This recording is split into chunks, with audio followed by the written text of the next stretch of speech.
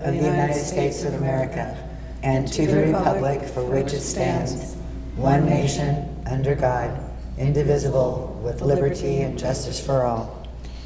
And if we could please have a few moments of silence for Elena Bravo, Carmen Finley, Renee Nicole Good, and Maria Guadalupe Gutierrez.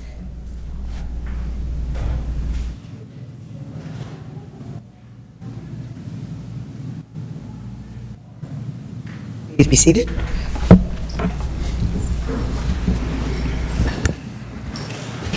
And when you're ready, the roll call, please. Councilmember De La Rosa? Here. Councilmember Ponce? Here. Councilmember Schickling? Here. Mayor Pro Tem LaBelle? Here. Mayor Marshall? Here. Announcements and written communications. I have a couple announcements. Okay. This is just a reminder for city council members to file their statement of economic interest forms, also known as the Form 700. The Form 700 must be filed electronically and directly with the FPPC, not the city clerk's office. The filing deadline is April 1st, 2026. As for the election on June 2nd, the nomination period for residents interested in running for local office and having their name placed on the ballot is scheduled from February 9th through March 6th. Please note, City Hall will be closed February 9th. Residents interested in pulling nomination papers are asked to contact the city clerk's office to make an appointment. Okay. And department head reports. Abby said February 9th. Yes.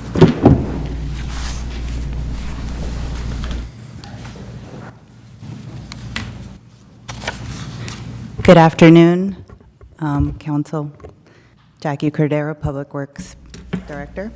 Doing things a little bit different today. I'm going to present our incident, the one that we've been working the last few weeks. It's been a major project for us in Public Works. I'm trying to put there we go. Okay, so we had a forced main sewer leak on Thursday, December 18th that we've been still working on. It's been a huge effort on everyone's part. The failure point occurred at the wastewater treatment plant. It was within the containment zone of the wastewater treatment plant, which was great. You can see there's a good picture of it. The emergency response was amazing. We still had a good amount of staff that week.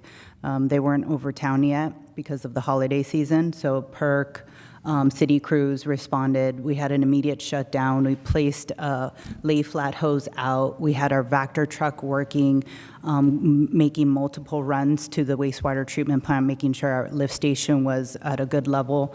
We had our Godwin pump, making sure everything was pumping correctly, and continuing service. So services were never interrupted. Then we started excavating the damaged section, and right now we have, when we did put an interim fix, we made sure that it was good enough to work under normal conditions and then our high flow peak conditions, and it was great. During our initial response, there was some challenges, obviously the weather we were contending with, and then the island company gravity-fed systems were also challenging. And here's some pictures to kind of show that initial response, the lay flat hose, where we first started breaking the concrete. And then you'll see we actually had to dig 15 to 18 feet deep. So that right there is just the initial. Here is where you can see where we ended up digging, shoring up. The interim repair was completed and stabilized, but that's just the interim. That's not the permanent fix, so keep that in mind. So now what we are is restoring the plant to its previous conditions and operations. Now, leaving this exposed, we had to make sure we had BMPs in place, right? Because we knew severe storms were coming. We were hit by 3 continuous storms in December, so that kept delaying our work, delaying other projects as well. So the challenges during these 2-3 weeks that we even more have been having is one of our platform beams on the rotor screens, and there's a picture later that kind of helps, bowed and it's compromised, so we have to fix that. And then while we were excavating, a cross-connection pipe was removed that also needed to be capped. I'm not talking about small little thing, big, huge 12-inch pipes, and there's a picture showing that as well. We had another emergency, the Mole Hillside stabilization we had to do, and then, of course, reduce staffing during this holiday season. And here you can see there's that cap that I was talking about that we placed, and then the BMPs that we had to put in place as well because of the weather conditions. And, so every single time we go back out there and we're trying to dig, we have to remove all this stuff and then put it back on. So it's not an easy transition by all means. So here we are. What are the next steps? So we're installing a 12-inch pipe from the break to the plant. And basically what you see that pipe on the top, that was our interim fix. That has to be about 6 to 8 feet deep. And then that beam, which is also a lengthy process and multiple phase approach, and that's the one on the left. That has been compromised. So that means we're going to rent out a rotor screen. We're going to have to put a bypass connection to that and all sorts of things. So that's going to be a bigger challenge there. And then again, what's next step? So we're permanently fixing that section, right, from the break, which is the hillside, to the plant. That's all good, but what about the rest of the force main? So now what we're looking at is an assessment from the break to the Pebbly Beach lift station. That needs to be assessed, it needs to be cleaned, and then once it's assessed, we can find out, do we need replacement, do we need slip line, do we need spot repair? Then the next section from there is from the Pebbly gate, there's a manhole there, and all the way to St. Catharines. Same thing, that needs to be assessed. Additional manholes throughout that Pebbly Beach Road need to be installed. What's the condition there? Do we need to clean it? Do we need to slip line that? Do we need spot repairs there too? So those are things that Bob and the rest of the team are working on. We're gonna develop some cost estimates, some project schedule based on all those assessments. Now, the projects that we wanted to work on the last 2-3 weeks and things that have been delayed, but still on schedule, and I'm a hopeful, optimistic, where I'm thinking, okay, everything before the busy season we can get done still. So casino walkway benches, Tremont Hall repair and maintenance, the Green Pier restroom on the women's side, that's actually being worked on now.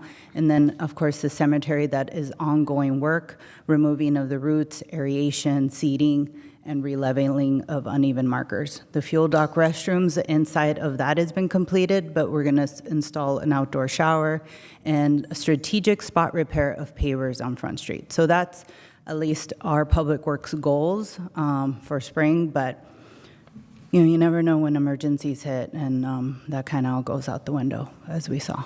But I wanted to put this more in perspective and with pictures to show what we've been doing the last 2-3 weeks. Any questions? Well, and then you still have all the planters and all the other stuff, just the regular gardening Yes. and landscaping things.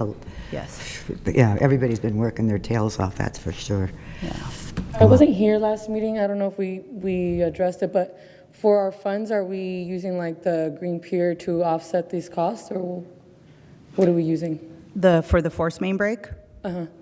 We have allocated emergency funds for the wastewater treatment plant, and then also our capital improvement funds.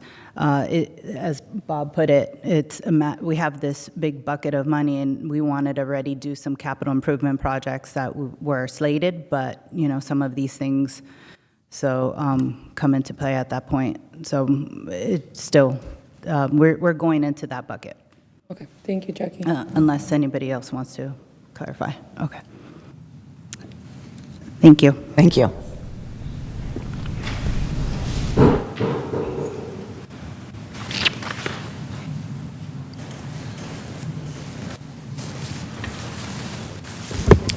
Good evening, Mayor, Council, City Staff. Mike Walagria, Fire Chief. For 2025, we finished with 1,138 total calls, up a few from 1,119 last year. Next meeting, I'll have more info, but I know it's going to be a long meeting, so I keep it short tonight on the stats. I have 2 guys at Teeks Fire Academy They're halfway through. They passed their big hazmat test this morning. They have a couple more tests to pass. They graduate June 30. Myself and 2 other guys will be out there for them in Texas when they graduate.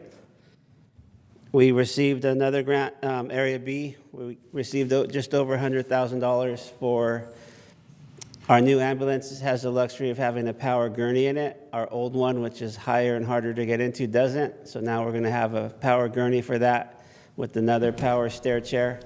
And we're going to have our own Lucas device for CPR.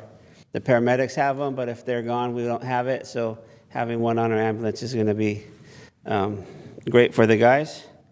And next meeting as well, we'll have the wellness app for you guys to a demo. And the fire truck is here. The fire truck is here. We're waiting on a few things, and then we'll do a big presentation with that. Thank you. Questions? We good?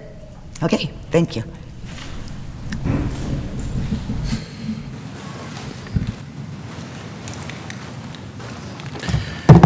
Good evening, Madam Mayor, City Council, City staff. Since our last council meeting, we had 10 arrests. One was drunk in public, 2 were for trespassing, 1 was for possession of narcotics, 1 was for possession of drug paraphernalia, 1 was for under the influence of narcotics, 1 was for resisting arrest, 1 was for domestic violence, a misdemeanor, 1 was for assault with a deadly weapon, and 1 was for, and we had a arrest for unlicensed driver, and we also had exhibiting a firearm. We had 591 incidents in our log. Of those, 470 were observations by the deputies, and there were 121 calls for service. We had 15 traffic stops and 10 pedestrian stops. Right now, I'm working with the Army National Guard to assist us with some education for the school. They have a group there that deals primarily with the use of narcotics and alcohol, and an educational program that comes in. So plan on meeting with the school this week or next week, setting up some dates, and as long as they allow us to come in, we'll have multiple dates where they can come in and talk to the school kids. I think it's also a good way to kind of let the young kids understand that the uniform, it can be helpful, and it's good to meet them and kind of work with them. We have a new sergeant starting next month. Name's Terry Blaylock. He'll be starting on February 1st. He comes with a wealth of experience. He's been a detective for years, and I work with him personally at Compton Station. I know him well. He's an excellent, great personality and very knowledgeable. So I'm looking forward to having him. And I think that's all I got. So I have a question of the city manager. So we in no way participate in the selection of the additional officers that come? No, that's Captain King. We participate in the selection of the captain, and then the captain's in charge selection of his staff. Yes. I have a couple of other things. When you say observations, what are those? That's basically when you're not getting a call from the community. It's not coming through a phone line. The deputies see someone that's, driving with no lights on, let's say, or they're walking down the street, or they do a check of a business that's closed for the night. I'll make sure it's locked up. They put that in their log. That way it's documented, and they can refer back to it. And you have to have a log entry for everything you do, pretty much, because of cameras nowadays. So everything is linked to the call itself. So in order to review the video, you have to refer back to the observation. Okay. And I have a couple more questions. If there's a warrant out for my arrest, does it ever expire? No, it won't expire. The courts can drop the warrant, but there's not usually an expiration date on a warrant per se. And how? Because I've heard of one guy. There's been a warrant out for his arrest for 3 years or so, and he's lived here full time forever. And it doesn't appear, and maybe we can talk about it, how, why it was never served, or then it finally was after 3 years. What took so long?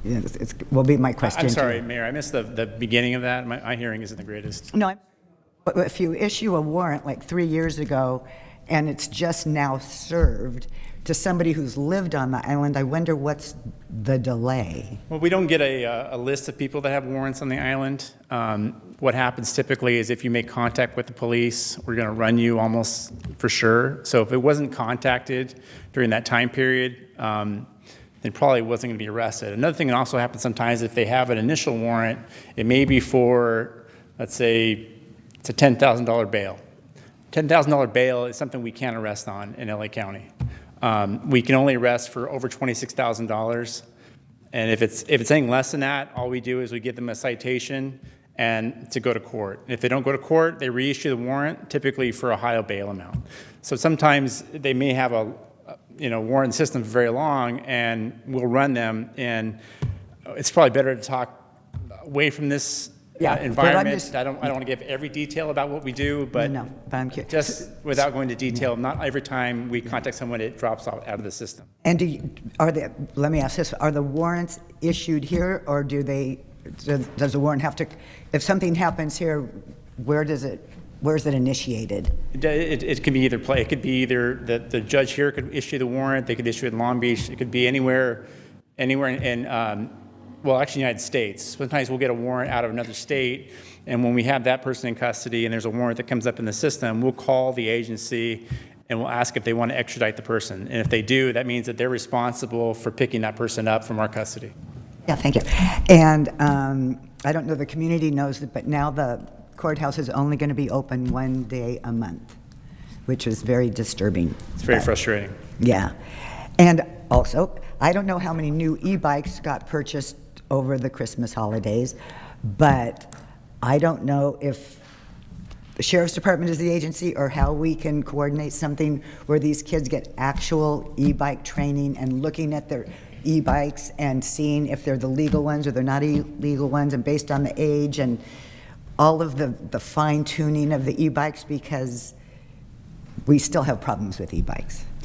Yeah, we do. The e-bikes that we're having the major problem with were they look kind of like off-road bikes for a while there, and those have pretty much, there's very few left. I did pull one over on Friday, and I did, put that in the impound yard. There aren't a lot of those. Typically what we're having now is mostly pedaled bikes, and although there are laws to how fast they can go, it's not always very clear as far as if they're within the under the 20-mile-an-hour limit for the age. It's something that is on the books, but as far as being very clear as to what it is or isn't, it isn't there yet. Yeah, okay. Yeah, because I don't know how many parents, when they give these kids these bikes, are actually giving them training on where you can ride and where you can't, and stopping and signaling and lights and that kind of stuff. I don't know how involved the parents are in that process. And I know we talked about it a long time ago, about we would give them bike tags for free if they would come and register their bike, but it seems like training needs to happen at some level. I'm just not sure who's the responsible party for that, to make that happen. Yeah, we've passed out hundreds of helmets over last year, and we're out now. We still get people coming to the station for more. I'll see if I can get more helmets. As far as the educational point, I like to work with the school and see if we can figure something out as far as doing that. I think it's necessary, but okay, that's all. I'm sorry, I had so many questions today. Thank you.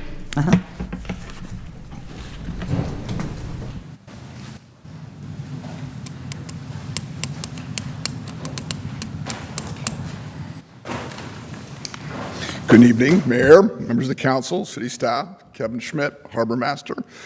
Hope everybody's New Year's off to a good start. At the very least, it's off to a sunny start. The weather's been pretty nice last couple weeks. With that in mind, this weekend, we had quite a few visiting boaters. The harbor was pretty full. I don't have the exact numbers on it, but if you looked out there, you probably saw quite a few boats floating around out there. So, as usual, never a dull moment in the harbor. This one's just hot off the press, too. So today, I don't know if you guys noticed, there was something burning out off of the Casino Point, if you were around. It actually turned out to be a flare, a phosphorus flare from a Navy training ops that was going on. So all of a sudden, there's white smoke and a bright flame about a quarter mile right off the Casino Point, and what do you know? We found a flare burning. So it burned out. We figured out, the Coast Guard let us know, figured out where it came from. So that was our excitement for the day. We also, since the last time we met, we've been doing some rock scaling out at the mole. So we spent 2 days. I say we, not me. I watched. But a contractor went up there and knocked down some of the loose rocks. That's obviously, everybody's seen what's going on out there. Public Works has been out there. Harbor Maintenance has been out there cleaning up what came down. I think they're working on like day 3 or day 4 of the cleanup. So it's actually a really good thing to get, whatever potential issues we may have up there. We have the barricades still out there for safety. And we'll continue with those for the foreseeable future. Training continues. We had 2 guys finish up their boating accident investigation course. It's a week-long course. They got back about a week ago. Everybody is doing cybersecurity training right now. That's mandated by the Coast Guard and the city as well. And last, but certainly not least, Harbor Maintenance installed some solar lighting at the mole in the parking lot. So we got, I think there's 5 or 6 up there right now. We're going to get a couple more over on the ramp, the parking area there, but we just didn't have them in stock. So that's what's going on in Harbor. Stats-wise, since the last time we met, we've had 491 arrivals for a total of 3,299 mooring nights, which is pretty much exactly the same or close to it as last year. In terms of calls, we've had 3 Baywatch assists, 1 emergency medical, 8 enforcement calls, 97 public assists, and 309 security patrols. Any questions? Okay. Thank you.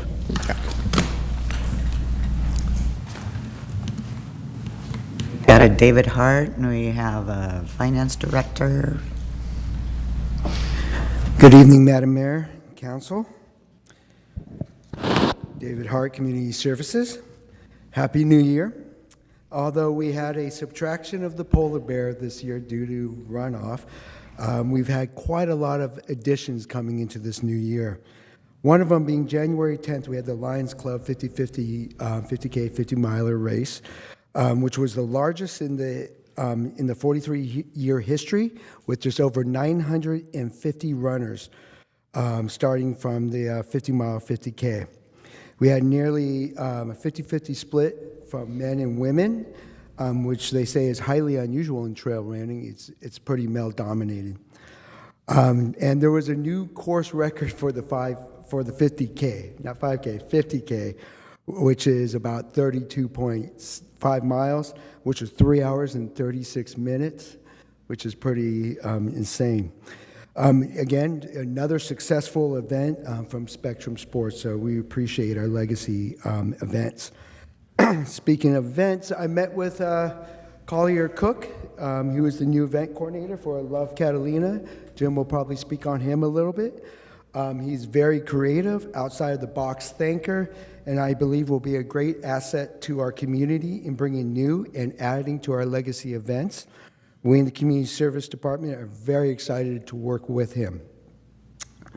Thanks to Captain King, I was able to meet with the LA County Sheriff's Crisis Team to discuss the unhoused living on the island and the resources that the LA County Sheriffs can provide. Along with Janae at the Catalina Health and their resources, we are getting closer to being able to truly help those who have been struggling back onto their feet and back into society. We will update more as we put a better process together. We have partnered with the Salvation Army of Long Beach to extend resources for community members who might need a little more help. They'll be coming once a month, giving resources out of the food pantry.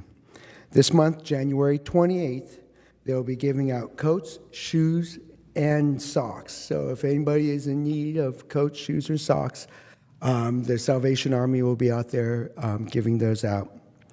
They will also be presenting in the next month at one of our council meetings. They're choosing which one for February.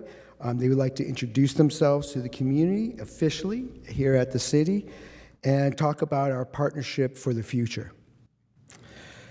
Speaking of the food pantry, since the partnership with Vons, they have donated and we have given out over 1,040 pounds of food since last November.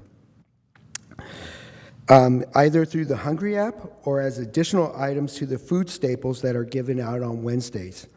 We continue to see around 35 to 45 members each Wednesday and families of the community that are appreciative of the services that the City of Avalon, the Avalon Community Church, and now Vons are providing. For the new year, turn to cityofavalon.com to see all our programs starting this week. Youth soccer is in the second week with 110 kids from TK to 8th grade participating in it. Karate for Kids starts this Saturday. Jiu-Jitsu for kids and adults start this Thursday. And Dance Tech starts this Friday with new tap dance classes for kids. And they're adding adult tap dance as well. So again, sign up at cityofavalon.com. We have chosen the theme for the 4th of July this year. Red, white, and 250, celebrating our past as we move into the future. We're planning the biggest event for the 250th anniversary of our nation, but as this is the 250th anniversary, costs have risen, and we'll be talking about that in the general business. But it should not stop us from Catalina being the place to create generational memories for our community and visitors alike. Do you have any questions? You have a prime timer event coming up. Oh, yes, we do. We have a prime timer event coming next Wednesday. It is, I don't know if we should be promoting, because it has to do with taking a gamble on fun. We'll be playing roulette and craps, and all for prizes, not real money, not real money, but all for prizes from 4 to 6. This is for our senior programming. Thank you, Mayor. Did you come up with a location? Yes, it is going to be at the it is going to be at the Canyon Inn. In the okay. Yes, we just solidified that today. Perfect. So. Thank you. All right, perfect. Thank you. Here comes Matt.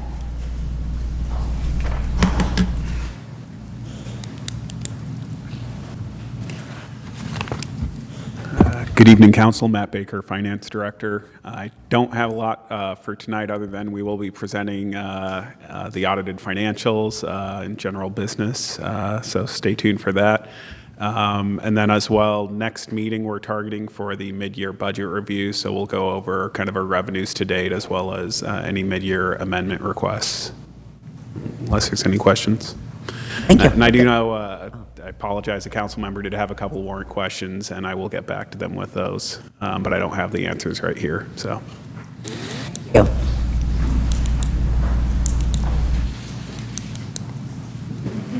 All right, good evening, Mayor, City Council, Jocelyn Francis, Assistant City Manager.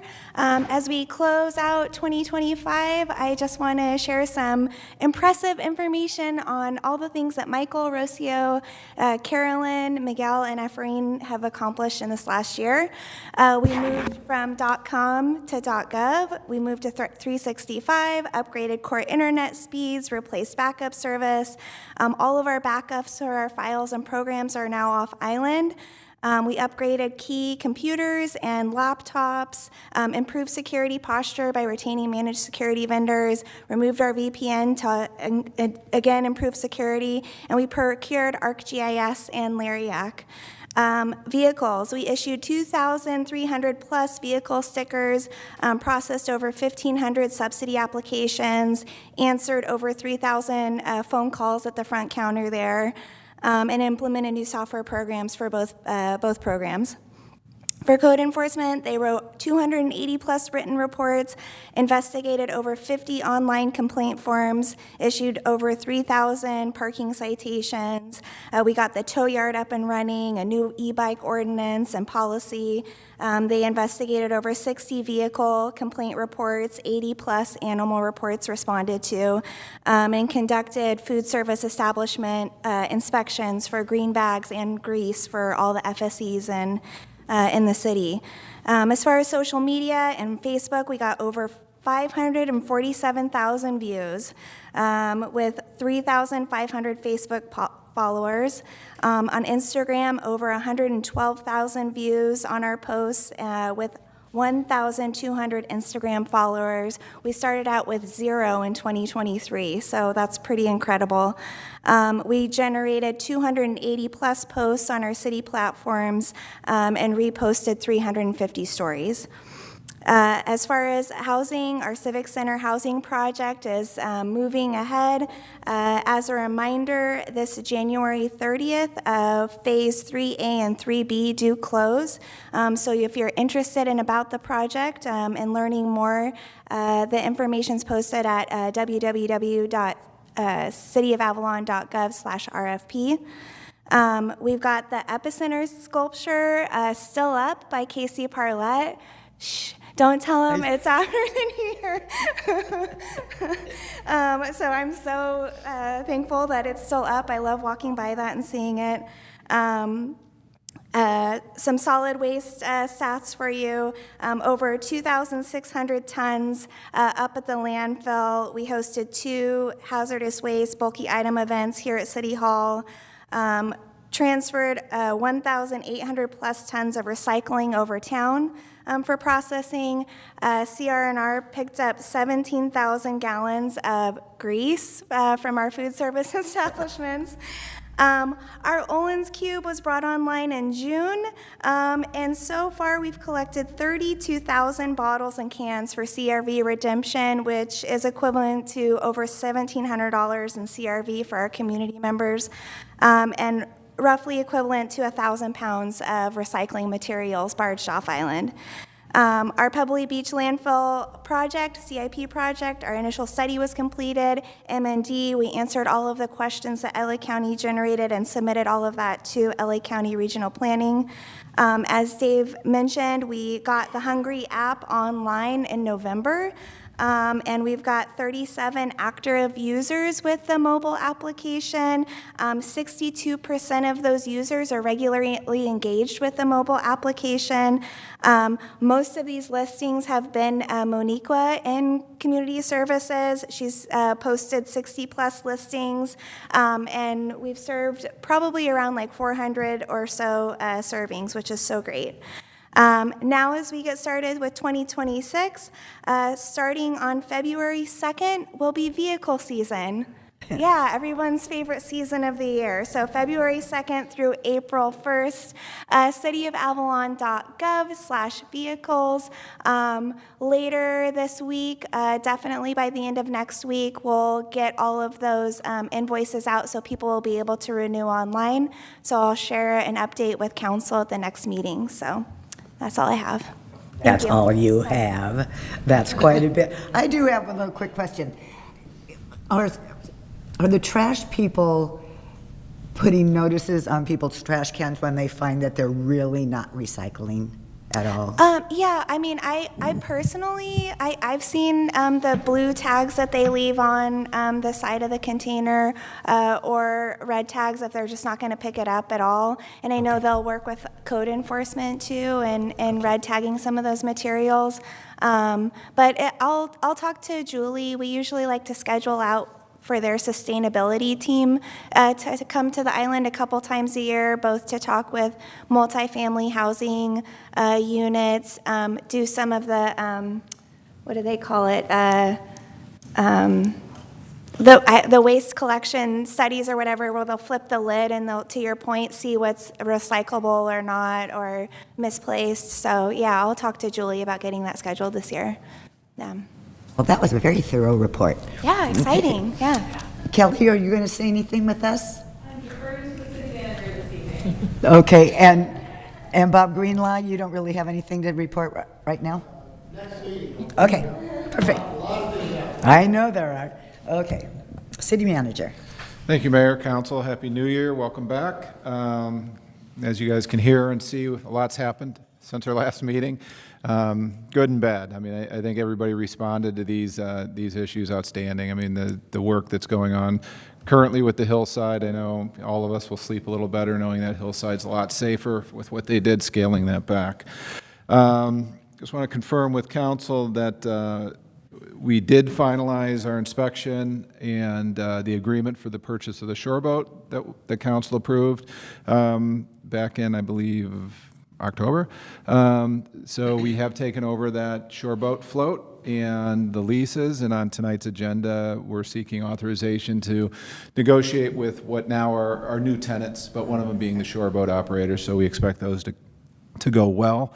The remainder of the lease negotiations are ongoing. We've met with virtually everybody that we have leases with, but there's two major projects that, we're meeting with them, discussing with them, but probably, we're just going to continue in a month to month until we can figure out where we stand with the replacement of the Green Pier decking, and then also the mole construction project. Some of those, the tenants that are critical out there we're keeping in place, but others are going to get displaced just because we won't have enough temporary space. So long-term leases, we're letting everybody know they have a place in the new facility, but that's down the road a little bit. So those are ongoing. We held our first, a couple weeks ago, quarterly check-in meeting with representatives of HERBA, medical cannabis. Pursuant to the ordinance, we can meet quarterly with them, so that was our first one. It went very well. They are positive, the whole group of them are positive of where they're going. They're starting off, adjusting as they go. They have requested at a future date here, I think soon, to come back to council. They're putting together a presentation that they don't want to come and present to council. So as soon as they give us the green light that they're ready, we'll put them on your agenda coming up here. As council is aware, just remind everybody, the new rates kicked in January 1st for the cruise ships. So they went from $5 to $7.50 a person on the cruise ships. In 2026 really is our last full year of where we currently are with the cruise ships as we transition into our new port agreement. So 2026 as a transition year, it looks like, it started off, I think we didn't have any last week or the week before. January's a little slow, but we pick up here, and it's going to be probably the most visits we have, simply because as Disney's wrapping up and Royal's phasing out, they're all coming this year. So then 2027 in the fall is really when our port agreements will kick in place, and we'll really have a good grip on this going forward. Just heads up, the final submittal for the mole RFP is February 5th. So after all those final proposals are submitted, staff will go through them. We don't know how many we're going to have yet, so how long that'll take, but we're hopeful to bring that to you hopefully by the second meeting in March, maybe the top finalists to present to council on that date. But it all depends on how many we get. There's been a tremendous amount of interest, so we're very encouraged that we're going to get a great partner in that. And then finally, just tomorrow we have Planning Commission. We only have 2 short-term rentals on the agenda. A couple have dropped off. One withdrew, a couple have dropped off because they're still doing some work. But just to bring council up to date where we are at currently, we have 400 approved short-term rentals of the 410 allotted. So we're only 10 from being capped out. And when that happens, depending on if any open up through the course of the year, we'll look at having our first lottery maybe next fall. Any questions? Always questions, but we're going to continue. Okay. Is our city attorney with us today, Scott Campbell? He was. We're going to see him later, though, huh? We are. He was out there somewhere, I know. Okay, television land. Okay, sorry, Scott, we'll catch you later. Council member reports. I'll go first. Okay. Quick. Tomorrow I'll be going up to Sacramento. I was reappointed to the Community Services Policy Committee with the League of California Cities. And then there was a story today in response to something that you were talking about in regards to e-bikes. Oceanside has just updated their e-bike regulations. No one under 12 allowed to ride an e-bike. You cannot have two people on an e-bike unless the bike is specifically designed for two people and there are two seats. And what they're doing is they're confiscating the bikes, and then they would have to go to class to get the bike back. But I believe there's parts of, I can't remember, I think it's San Diego County that was allowed to change their ordinances to be a lot stricter than what the state requires. It's a testing of it. But yeah, it drives me crazy that you see these kids on these e-bikes. I saw somebody on a really small one the other day, and then you have these kids that are two on a bike, no helmet, on a bike that is not designed to do that. I've seen 3. And my big thing about the e-bikes, which I think are great, they're a great item, but they're not being used the way they were intended to be used. They're not supposed to be just a scooter that I don't pedal. The idea was to make the pedaling easier for people to ride a bike. And that's not what they're using them for. They're just zipping right through stop signs, down the street. And we're not the only city that has issues with them. Other cities in the state do. So, yeah. So I wouldn't mind looking at when we're able to get it a little bit stronger to do that. Excellent. Okay. Councilwoman Yesenia De La Rosa. Yes, a couple things. I am attending next week. I have Contract Cities Executive Board meeting. Still going strong with Women's Forum. Jocelyn and I and a couple of our mentor board did a workshop, resume interview practice for the girls here on the chambers, and it went really well. Very proud of the work that we're doing. You could tell the girls needed to step into this uncomfortable feeling because it will happen. But we also shared our own experience, which made them feel a lot better, knowing that they're not the only ones that are nervous, which we all need to hear. And then also still working on youth and government. I wanted to thank Tim for having us. We had about 8 of them, of the delegates, at the hospital do a walkthrough. They had a chance to ask a lot of questions, and we did a lot of learning. I know I learned a lot as well, because we're prepping for our Sacramento trip, which is in a couple of weeks already. And we actually got an invite to visit inside the Capitol, so I'm very excited for them. And that's it for me. That's awesome. Not much to report from me, just going from the holidays. But I did want to just give a shout out to our town. I went to the post office arcade, and I'm one of those people that I love the bulletin board, and I hate that they moved it, but still. I looked at it, it was like packed, so I went in there and I looked on the bulletin board, and there was this one handwritten note that said love, a word that we don't use a lot, that we need to put more in our vocabulary, what the meaning of it, it was just incredibly beautiful sentiment, and that's all it was just a sentiment, and I was like, wow. So then I'm looking at other stuff, and then just like 2 or 3 away from that one was another handwritten note saying, are you hungry, in parentheses, do you need food? Are you cold, in parentheses, do you need clothes? Do you need transportation? Call me. If you don't have a phone, have anyone call me. This is my number. I am here to help 24/7. And I was just like, oh my God, I love this town. It's so cute. And it just reiterates what a special place this town is. And another thing was, if you haven't experienced it, my daughter and my granddaughter went roller skating up in the casino. So if you haven't experienced it, it's a blast, and it's cheap, and it's a way to roll around fun in an iconic building. And so that's a really cool thing to do too. So, but also with Gabby's announcement, I guess February is right around the corner for people to be thinking about running for office. I guess this would be an appropriate time to let people know that I will not be running again due to family issues, retirement looming, all sorts of various things. But I also just want to say that this, if you've ever thought about it, do it. It's fulfilling, it's challenging, it gives you a sense of accomplishment and a real sense of community and pride. And I was fortunate enough to be with, I think, one of the best councils in years. So I appreciate all of you, and city manager as well, assistant city manager, the whole staff. I believe that we accomplished some good things. I'm really proud of the whole vacation rental thing that we got.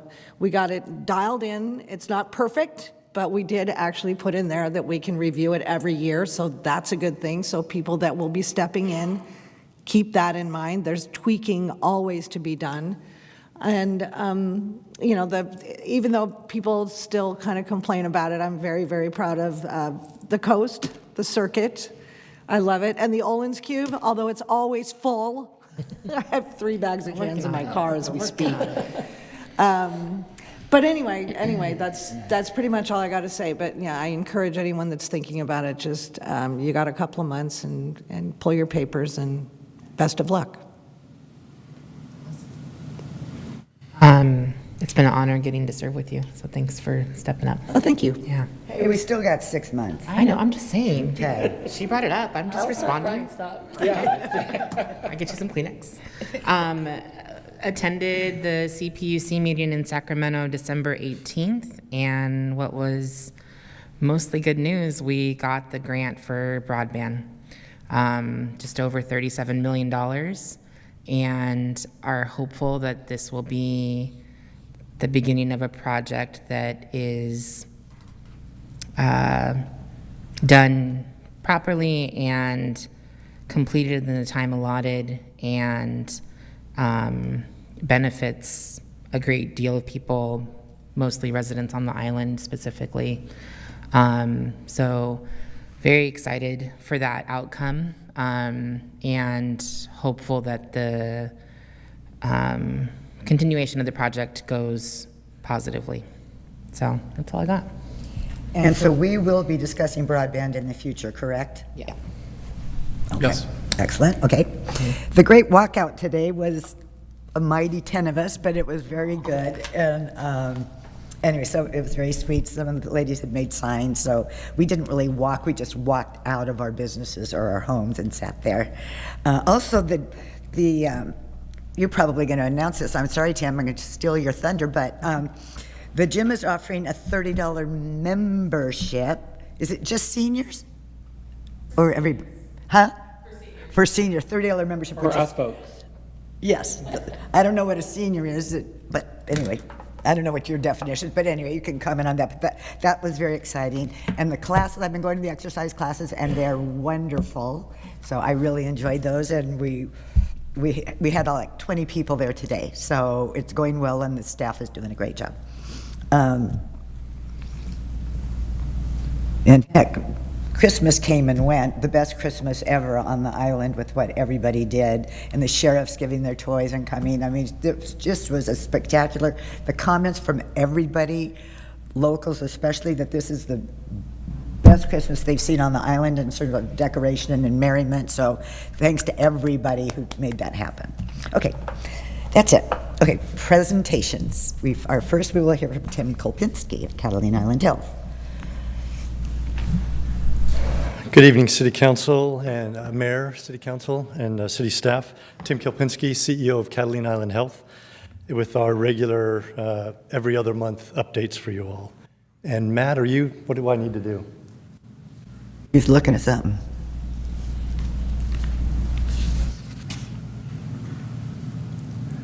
Okay. There we go. Thank you. So we're going to do these, and some of this information is going to be repetitive, but I know that there might be new people watching online, so a lot of that is for that purpose. And also, just to reiterate for you guys, in case you get approached by folks in the community, you'll be well equipped to answer their questions.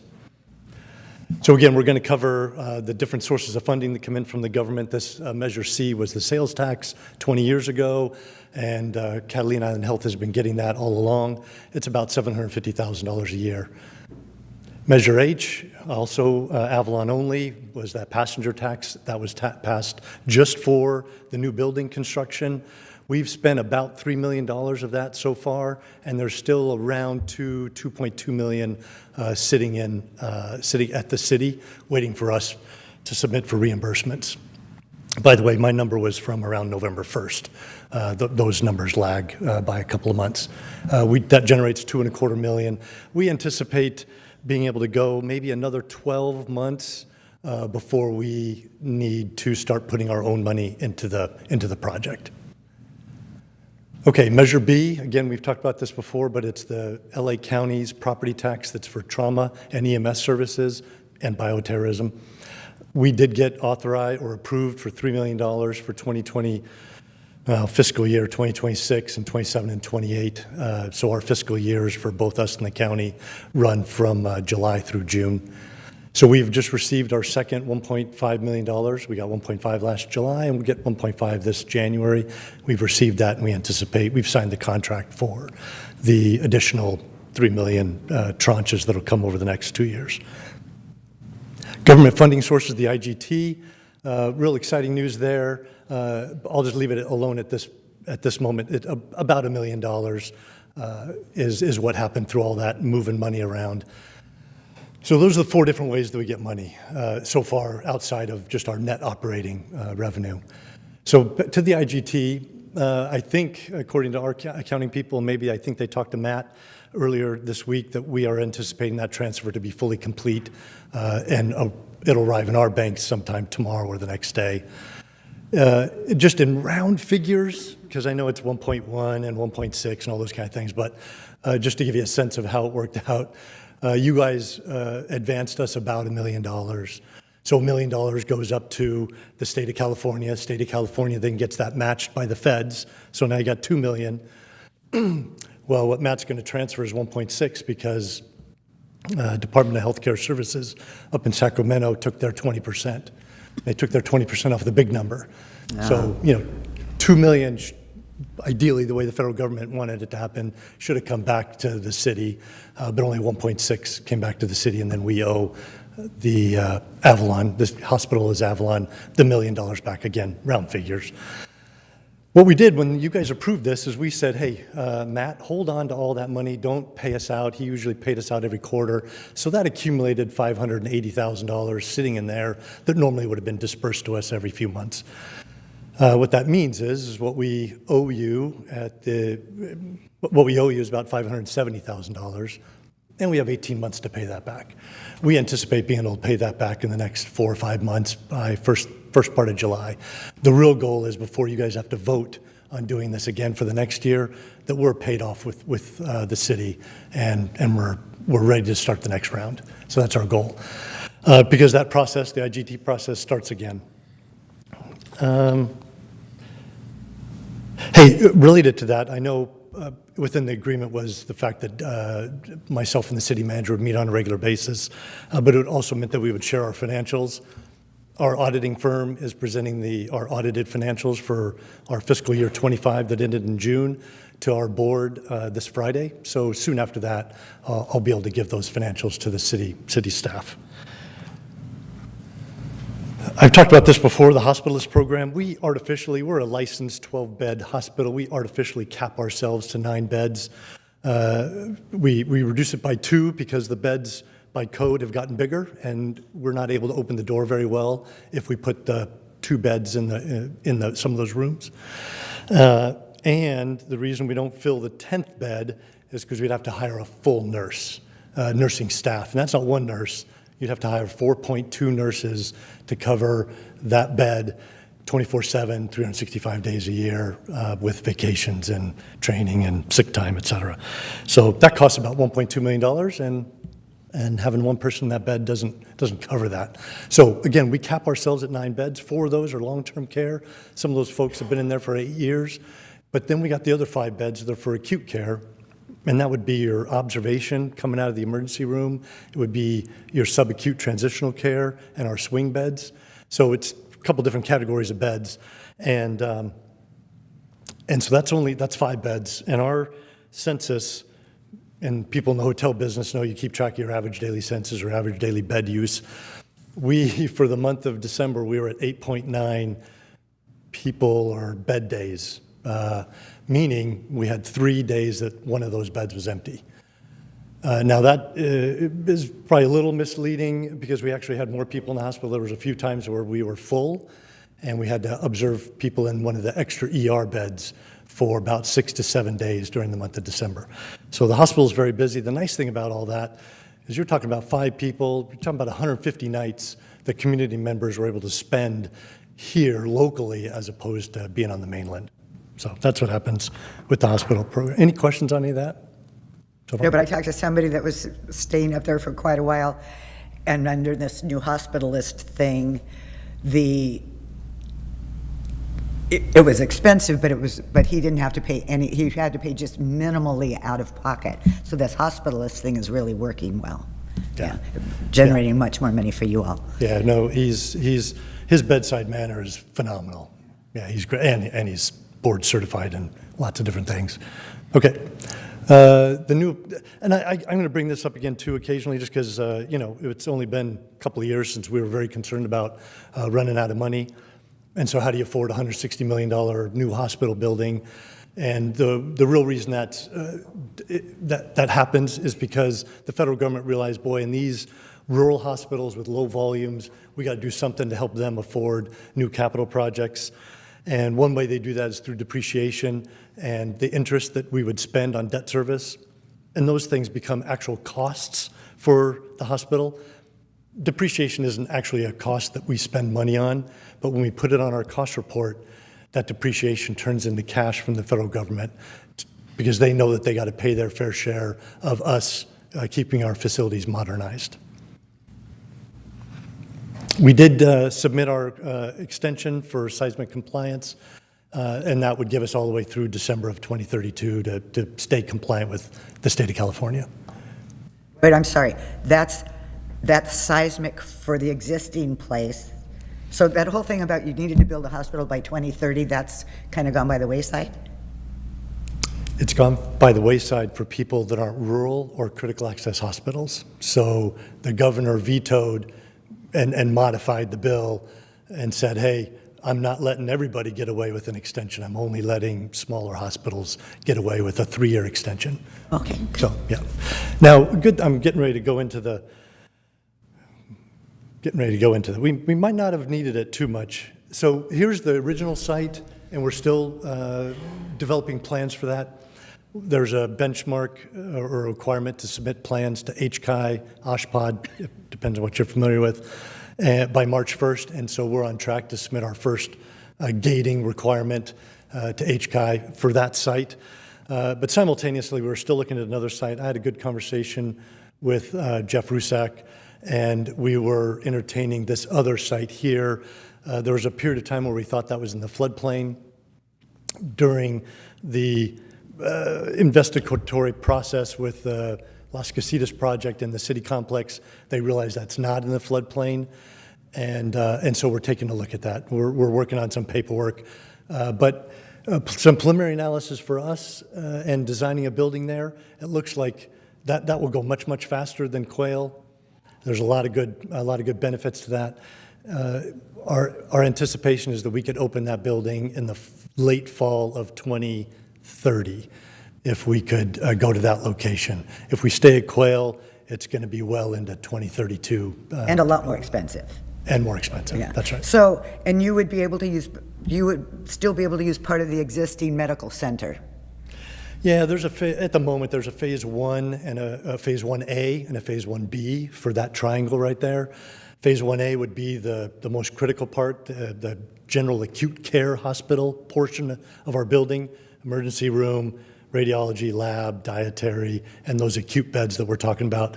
They want that to be impenetrable should there be an earthquake. They still want a hospital standing to do critical hospital things. The long-term care, they're not that concerned with it being seismically compliant. Oh, interesting.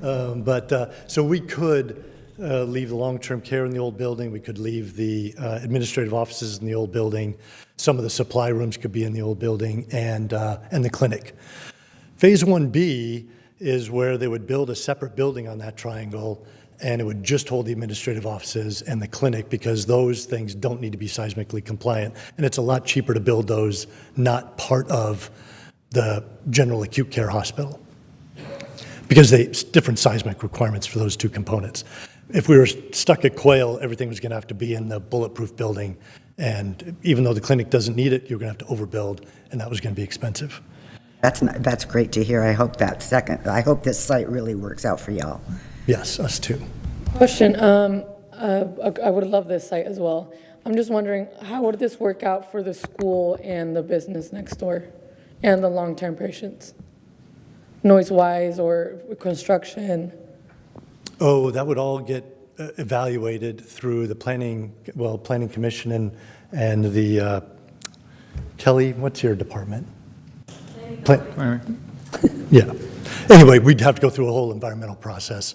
We actually had to have folks on the Quail had to model the paint on it so you could see how bad it was going to reflect on the horse trail. I mean, so that's the level of detail that'll get into. Yeah. So noise and things like that will all be handled through an environmental review process. Does that answer your question? Yes, Okay. thank you. All right. Hey, so on our website, we've got some things, because I keep getting approached by folks, and they're like, well, are you guys still doing plastic surgery? I'm like, whoa, nope. We're never going to do plastic surgery, at least not that I'm aware of, in our new hospital. Okay, so that's a myth. The helipad, I've talked to different people, and some people are like, well, you guys, can you really afford a $50 million helipad? And for one, it's only $1 to $2 million to add a helipad on top of a building. So the helipad does not cost 40 to 60 million. The other thing, and hopefully everybody can appreciate the double negative on the far right, we're saying it's not affordable. And I explained that a few slides ago. If we stay in the sub $160 million mark at our current activity level in the hospital, a $160 million hospital is very affordable. So there is, like I said, there is oops. All right. All right, well, there's another slide. It had the QR code. There it is. And so you can go there, and we'll keep that updated. Don't hesitate to ever reach out to us with any kind of, why are you guys building an 8-story building? And we'll let you know. Nope, it's only 2 stories. Yeah. So anything else that comes up. Any questions? No. Okay. Yeah, no, I was just wondering if you're still considering doing any sort of staff housing with the new one. Not at the moment. No, we're not. Not in the Triangle site. Okay. No. Yep. Thank you. Okay. Any other questions? Very, very good. Thank you, Tim. And now we have Jim Luchahan. All right. Good evening, Mayor and Council. I don't know where they bringing me up back there. I think Matt will switch you over here. Okay.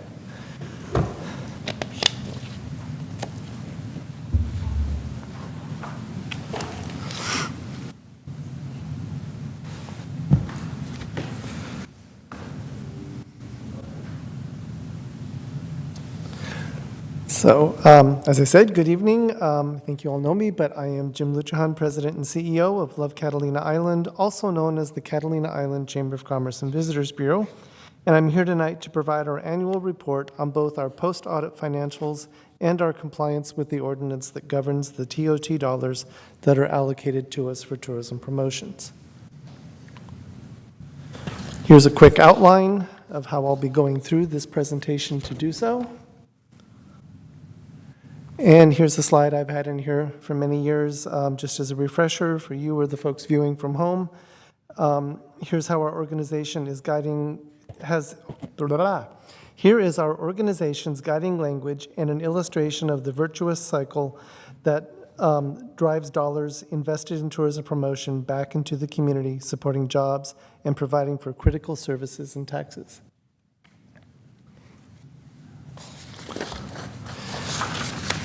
Here you see a list, whoops, there you don't. Here you see a list of the board that was serving at the fiscal year end of June 30, 2025. The board proudly holds representatives from hotels, vacation rentals, transportation, nonprofits, tour operators, food and beverage, and retailers, as well as business-to-business and medical services. Now we get into the big grids. This slide depicts total visitor counts sliced by fiscal year. Our typical reporting reflects calendar years, so the data is looking a little bit differently to you here. 2017-18 fiscal year was our peak year for visitor counts pre-COVID-19, and while we're making strides on getting back to that number, the fiscal year ended off by 48,806 people from that peak year. At fiscal year end, total visitor counts were, however, up over last year by 3.76%. 4 of the 12 months fell below prior year levels. Nonetheless, we ended the year up from prior years, despite cross-channel counts individually being down by around 6%. Larger cruise ship passenger counts made the difference. The months that showed an overall decline year over year strongly correlate to weather. In the entirety of the fiscal year tracking, we had the lowest daytime high temperatures on record. Going back to the mid-80s, we have annual daytime highs. We had an average of only 64.5 degrees, and we also had a record number of weather warnings during this fiscal year. And in this case, when I'm counting weather warnings, that's not like the emails that we send out. These are actual NOAA weather generated warnings.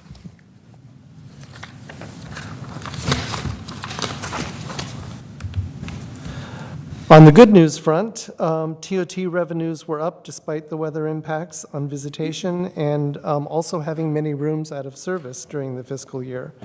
We had rooms out of service for renovations, for property sales, and for other financial reasons. With the number of rooms out of service, there was no doubt an impact on our occupancy, which is depicted here. And we have seen a trend, unfortunately, in increased day trippers versus overnighters, too.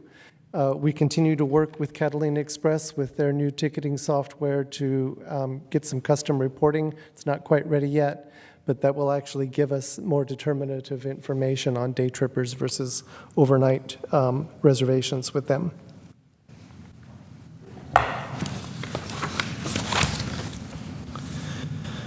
So here you see the detail on short-term rental occupancy, and in this case, since that's not one of the factors the city tracks, it comes from AirDNA, a third-party service.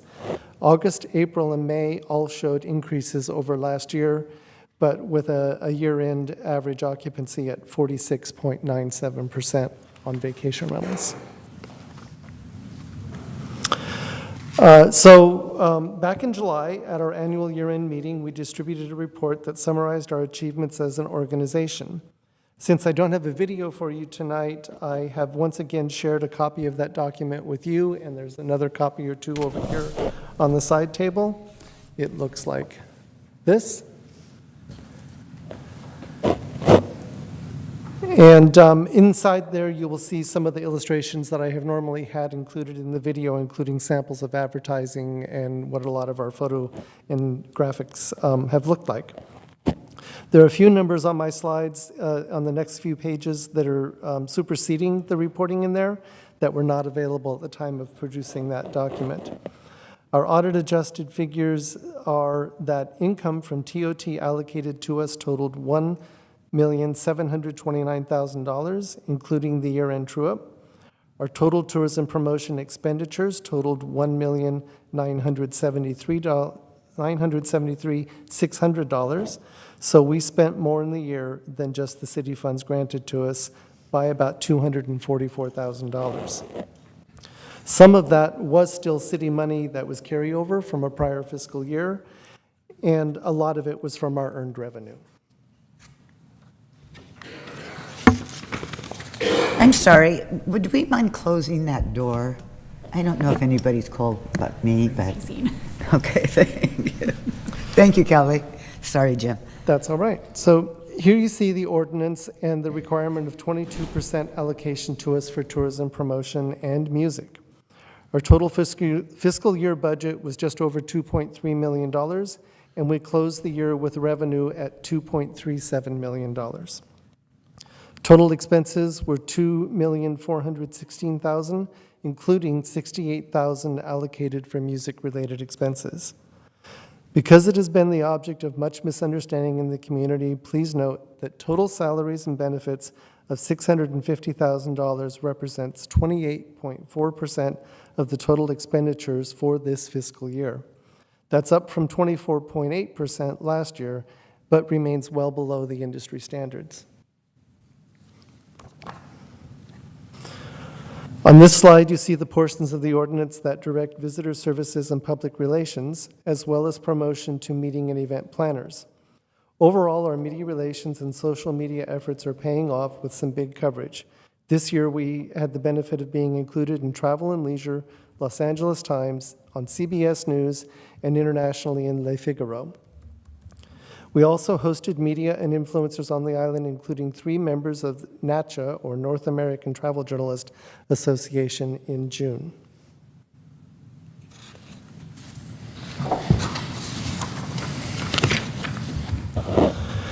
Continuing with the same sections of the ordinance, here we illustrate visitor guide consumption and website traffic, with nearly all measures reflecting growth in use and/or revenue.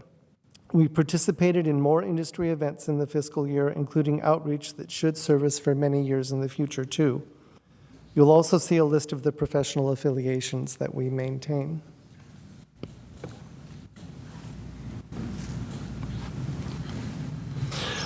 Film production in California has not recovered from where it was before the studio strikes a couple of years ago. We do continue to enjoy a number of fashion shoots and product placement type of photo shoots on the island. And where you see the figure here of 30 film permits processed being up from 24, just to clarify, that is inclusive of both the permits we processed on behalf of the Conservancy and the city.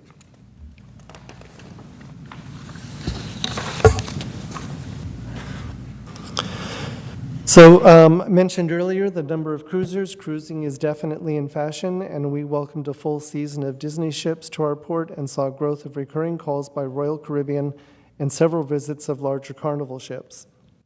We devoted resources to improving our film and video asset library with 2 shoots of our own, and we enhanced collection of data and visitor conversions from our digital campaigns, we integrated AI on our website.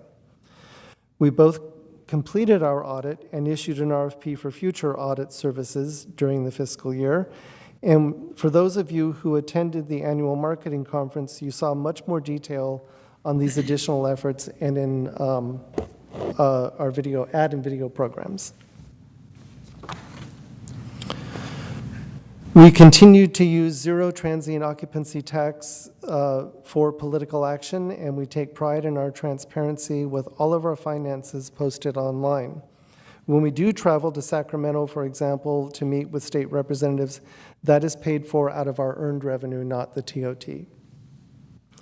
We would welcome a city audit or inspection of our books at any time. With audit completed and tax forms filed, we will again pursue the GuideStar or Candid rating at the 2025 level we received of gold or better.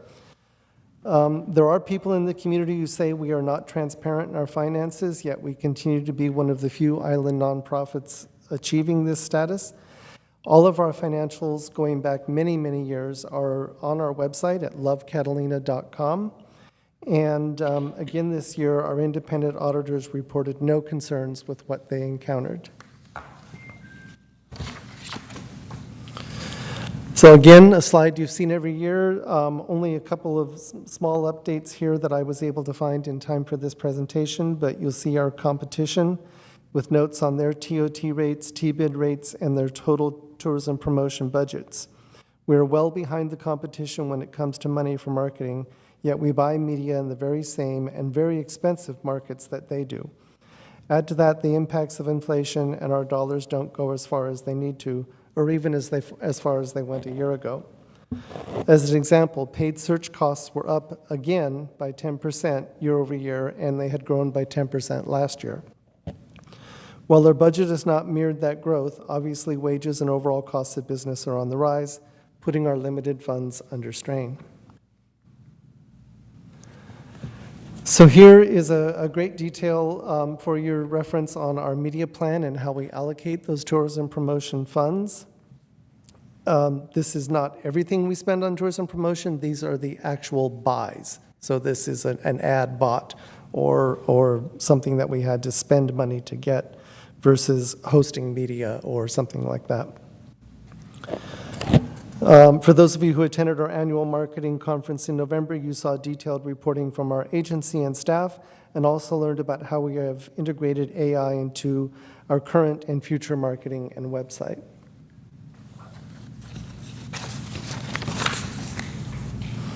So some of the other things we do include providing destination analyst data and the passion profiles. We maintain capacity lists for all of the facilities in the community. We provide monthly visitor stats and PR clip reports. We manage an annual calendar of events. Contrary to opinion, this is not a new thing. We have been doing this as long as I've been on the island. And we are increasingly trying to get more and more information to include in that from our partners in the community. We maintain an annual cruise ship schedule. We survey and collect and share on our website consumer comments and sentiment sharing. We don't share a consumer comment if it's specific to a named business. We share that with the business rather than on the site. We have enhanced our Book Direct features on our website, bringing more revenue to our lodging properties with 0 fees. We are engaged in internet and cellular connectivity issues and solutions, as well as locally and statewide with stakeholders. And you know the good news, and Lisa mentioned it earlier tonight, that funds have now been awarded for the undersea fiber project. In keeping with that and a board vote back in April of 2024, we have now allocated $100,000 toward that project from our funds, and the community will benefit greatly from the end results. And just before I came up here, we had emails today from Los Alamos Laboratories in New Mexico, interested in making use of the undersea fiber when it's installed for some of their own research, especially on marine safety and earthquake. Our microsites are rich in information on specific, and our professional affiliations keep us and all of you apprised of important trends and issues in tourism. We continue to enjoy and look forward to our role as event managers and makers as well as event supporters, especially as we are growing the number of team members dedicated to events, which is what Dave referenced earlier. Before I'd like to close by acknowledging the hardworking team that I have the pleasure of working with every day, and they are listed here on the screen. We have recently added an events director position to our team and enhanced the duties of our events manager to include more member engagement. We have added a valued bilingual visitor services specialist in the visitor center, and I will sort of plant a seed, if you will, that please look for additional efforts under our Care for Catalina subsidiary nonprofit in the coming months too. Thank you, and I'm happy to answer any questions, but just real quick before I do, mark your calendars. The Taste of Avalon for 2026 will be May 26th.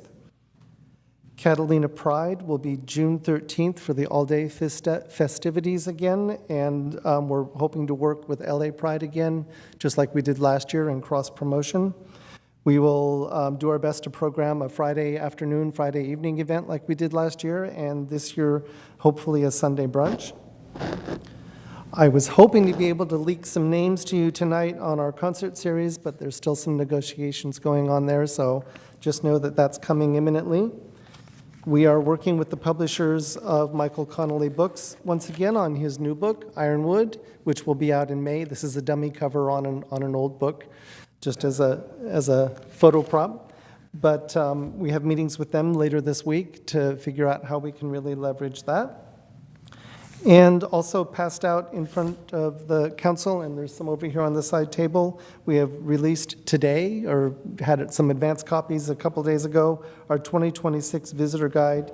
And those will be in the visitor center, we think tomorrow or Friday, available for pickup, and they're going into the mail for regular distribution tomorrow. And with that, I'll take any questions. I have one question. What is your net on your New Year's Eve gala? I don't have the last New Year's Eve fully wrapped up yet because we always negotiate after the fact back on a few things here or there that affect the bottom line. Most years, we hope that it's a break even. The goal of the event is not so much to drive revenue to our budget, though we'd love it if it did, but it's to drive overnights at a critical point in the year. Yeah. We've made 8,000, we've lost 4,000, we've made, you know. All right, I just had no idea. All right, any comments or questions of council? I just wanted to say thanks to Jim. He's been integral in the running and operation of the Island Connectivity Group. Has put in countless hours in outreach and letter writing, and also attended in Sacramento. And I want to say thank you. I know this has been a passion project for you, inspired by a number of things, but I'm very thankful for the work that you've done, and I don't think it would have gotten as far as it did, as soon as it did, without you. So, thank you. Thank you, and likewise, you have been an integral part of that. Thank you. All right. Thank you, you. Jim. Oral communication, this is an opportunity for people to speak on items that are not on the agenda. You will be limited to 2 minutes and no action will be taken.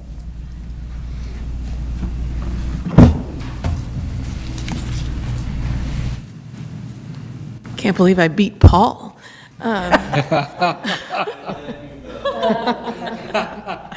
Gail Fornacier from Catalina Island Health. Just a couple of updates. One, to kind of circle back with the fitness center. Yes, there is new senior rates for monthly membership, $30. I believe it's 65 and over. That constitutes a senior, even though the classes are 60 and over. So, and then there is also an Islander discount that has been the whole time. So there's a monthly Islander discount too. You just have to show your subsidy card or whatever. So, but I'm really here to give you a brief update on. We have launched a partnership with WellBe Health. So a few months ago, we started this partnership to help us better support older adults and individuals with complex health needs. At the time, we put it out to our normal outlets, but I feel like we need a little refresher, so we wanted to share it here as well. WellBe's team is experienced healthcare professionals. They work directly with CIH to support patient care. Their virtual model focuses on whole person care, medical, behavioral, and social support. This service is designed to complement, not replace, existing care. The goal is to improve overall health and well-being in our community. WellBe works with CIH to identify eligible patients, and then they reach out to those patients. Once the patient consents, they have access to a dedicated nurse. That nurse monitors the patient's health on a monthly basis.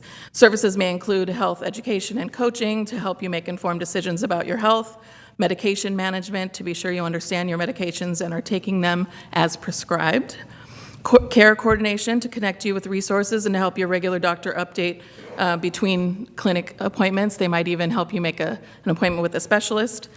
Support and encouragement at every step of your healthcare journey. So as a result, the WellBe team keeps your regular doctor informed and will help schedule in-person checkups as needed. This combination of remote monitoring and in-person visits ensures that you receive comprehensive and personalized care. Think a little bit of concierge kind of medicine care, right? This program is covered as a Medi-Cal and Medicare benefit and is covered by most insurance plans. And if needed, WellBe can also reach out to your insurance carrier to confirm that what, if any, out-of-pocket costs you might be responsible for. So if you have any questions or want to verify who called you is somebody really from WellBe and really on purpose, then please just contact the clinic and we can confirm that. I know we know seniors get targeted by different spam and hoax kind of things, and so we don't want anyone to feel that way. So if you have any question, they are legitimately calling on behalf of us, but it's definitely okay to call the clinic and double check. So, thank you. Is there any thought for a health fair? What's that? Is there any thought about a health fair in the future? Working on it, hopefully for the spring. We were trying to do it in late or early December this past year, but with the things happening with the government and SNAP benefits and all that stuff, all the county agencies could not come and help. So resource fair, health fair, all on the docket, and you'll hear more from me about that. Oh, that's exciting. Thank you. Yep, thank you.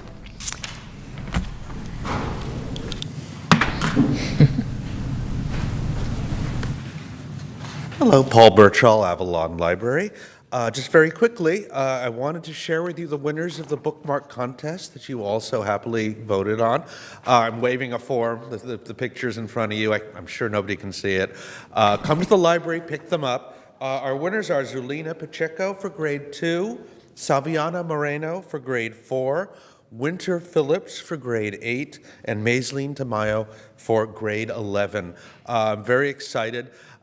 Everybody was really excited to be named a winner, and when I told them it wasn't just me judging this time, they were extremely delighted. Gave them a little bag of books and some library pelf and a $10 gift card to Scoops, gift from our friends of the library.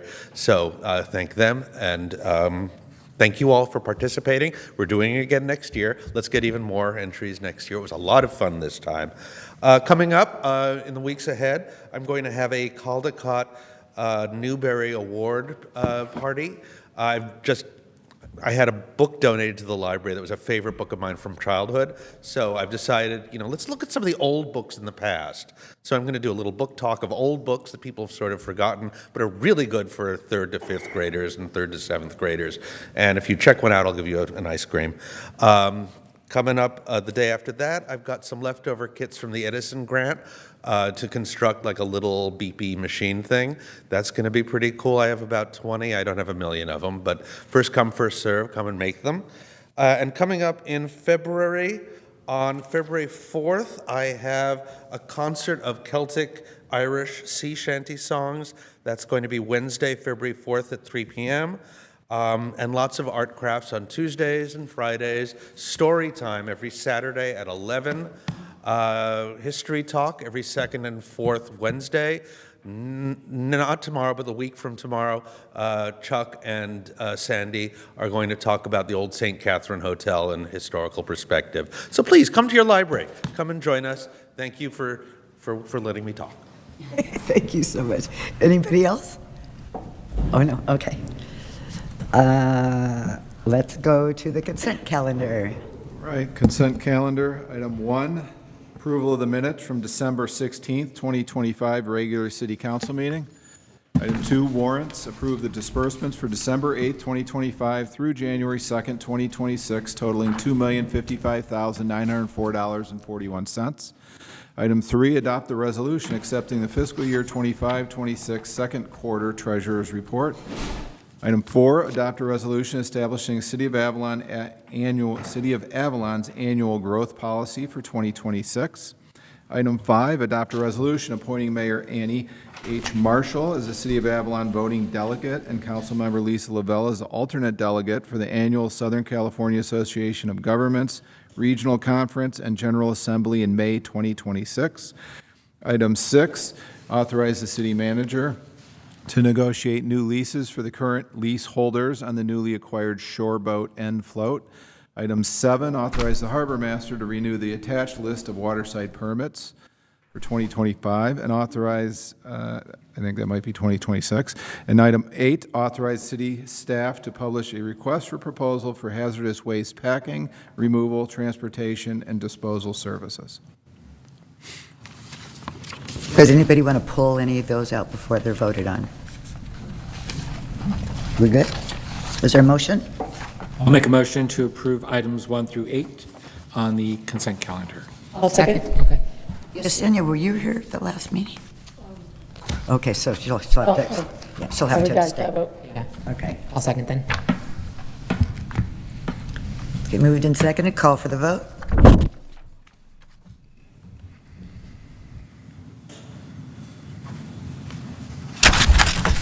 All ayes. And one abstention. Item number 9? sorry, Council, okay, you changed, okay. 4 ayes, 1 abstention, Councilmember De La Rosa. General business, item number 9. We have the City of Avalon general municipal election for June 2nd, 2026. Gabby, did you have anything additional on this? Yes, the City of Avalon will hold its regular general municipal election June 2nd. Voters will elect a mayor to serve a 2-year term and 2 city council members to serve 4-year terms, along with any measures that may be placed on the ballot. To move forward with the election, the city is required to adopt the 3 resolutions included in tonight's staff report. A resolution of the City Council of the City of Avalon calling and giving notice of a general municipal election to be held Tuesday, June 2nd, 2026, for the election of certain officers is required by the provision of the laws of the State of California relating to general law cities. A resolution of the City Council of the City of Avalon requesting the Board of Supervisors of the County of Los Angeles to consolidate a general municipal election with a statewide direct primary to be held on Tuesday, June 2nd, and to render specific services to the city. And last, a resolution of the City Council of the City of Avalon adopting regulations for candidates for elective office pertaining to candidate statements submitted to the voters at the election to be held on Tuesday, June 2nd, 2026. So before the City Council votes to adopt the election resolutions, council will need to make a few decisions related to the candidate regulations. You will need to decide the candidate statement word limit, so it's either up to 200 words or up to 400 words, and whether the candidates will pay for the printing and publishing of their statements and for the translation cost of the statements. Historically, council has set the word limit to 200 words, and the candidate pays for the printing and translation costs. So I think it would probably be easiest to discuss those 3 items individually and then reach consensus. Once we reach consensus, we'll go ahead and adopt the 3 election resolutions and then direct the city clerk to publish the notice of the election. Okay, so. Comments? I'm good with 200 words again. I'd like to keep it the same as well. Yeah. I'm good with 200 as well. Consensus for the 200? Yes. Yeah, 200 sounds good. And then for printing, did we do, last time I thought we didn't do charges. Did we do charges last time? Yes. Okay, so I'd keep it the same. No, but was there an option if they needed help? Yes, there's always a form that we have.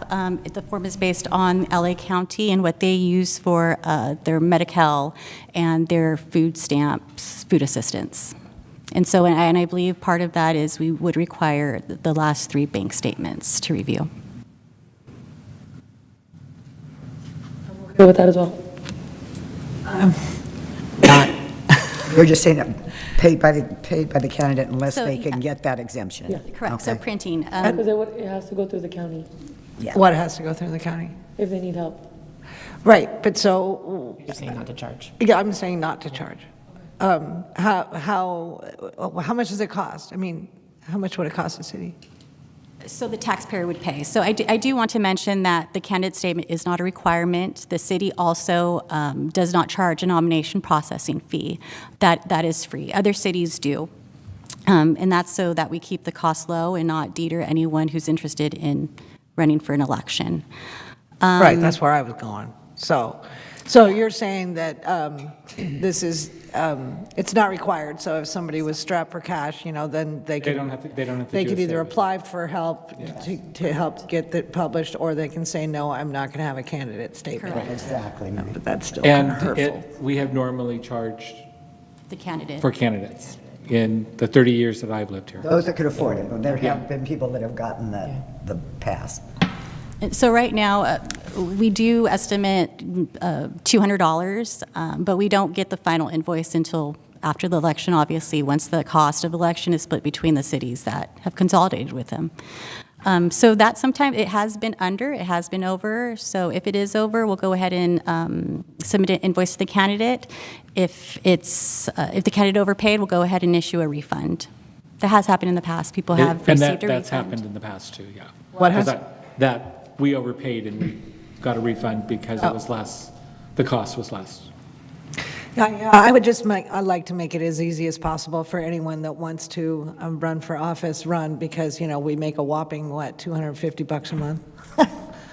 And, yeah, it's hard to make ends meet around here and all of that kind of stuff. So I guess if there's provisions for help There is. that at least that's a good thing. Yes. Also, it's probably easier nowadays anyways, where you could, social media. Yeah. I mean, we live here, and then also you could publish it on the newspaper. Yeah, I suppose that's true. It's not as much of a requirement to have people understand what your statement of running is. Yeah. Okay, so do we have consensus We have on consensus, on all yeah. three? Yeah. Yeah. Sure. Okay. So are we Paid by the deciding candidate, paid by the candidate. the candidate for both the translation and the printing, publishing of the candidate statement should be on the candidate? Yes. Okay?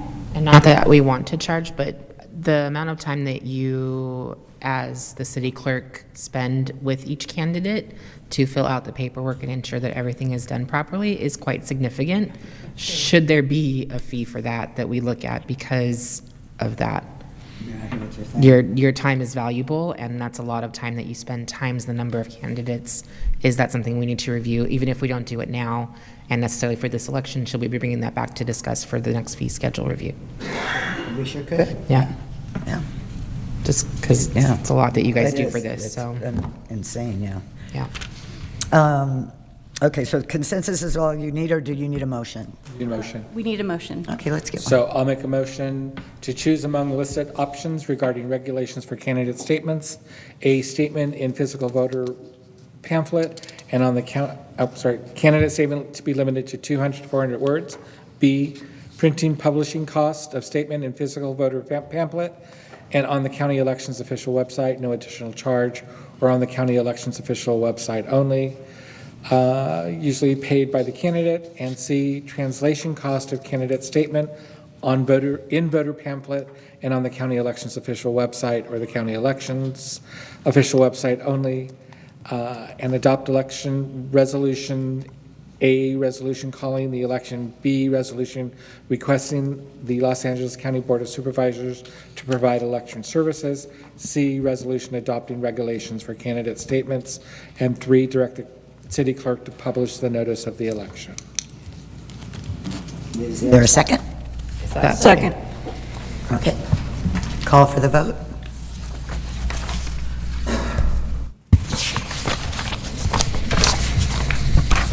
All ayes? Item 10. Item 10 is to establish a process in the event of a tie at the June 2nd, 2026 Avalon municipal election. That never happens. I'm so glad I was around to witness that. Okay, on this staff report, City Council had to determine if they're going to pass a resolution in case there is a tie and have a special runoff election.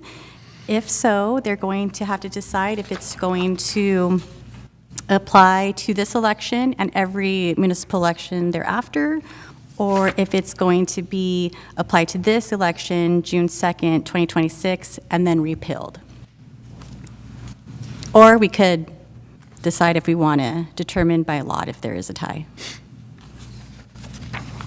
So much a pleasure. As the person who got to get chosen by lot last time, I have no problem with lot. I just don't see us having another election and us having to bear the cost of that second election, so. I agree. And when would that second election be? I believe it's in the staff report. It's Tuesday, 40 days after the election, no later than 120 days is what it states. Oh, okay. Yeah, that's. In the election code? Okay, Yeah. okay.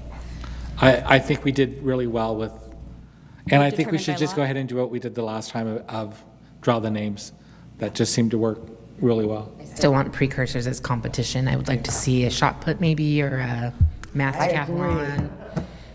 Okay. No, that's fine. Yeah, but I'm agreeing with that. as I recall, though, we had choices of a couple of different ways of doing it. Are we? Drawing names, low card, high card. Flipping a coin. Yeah.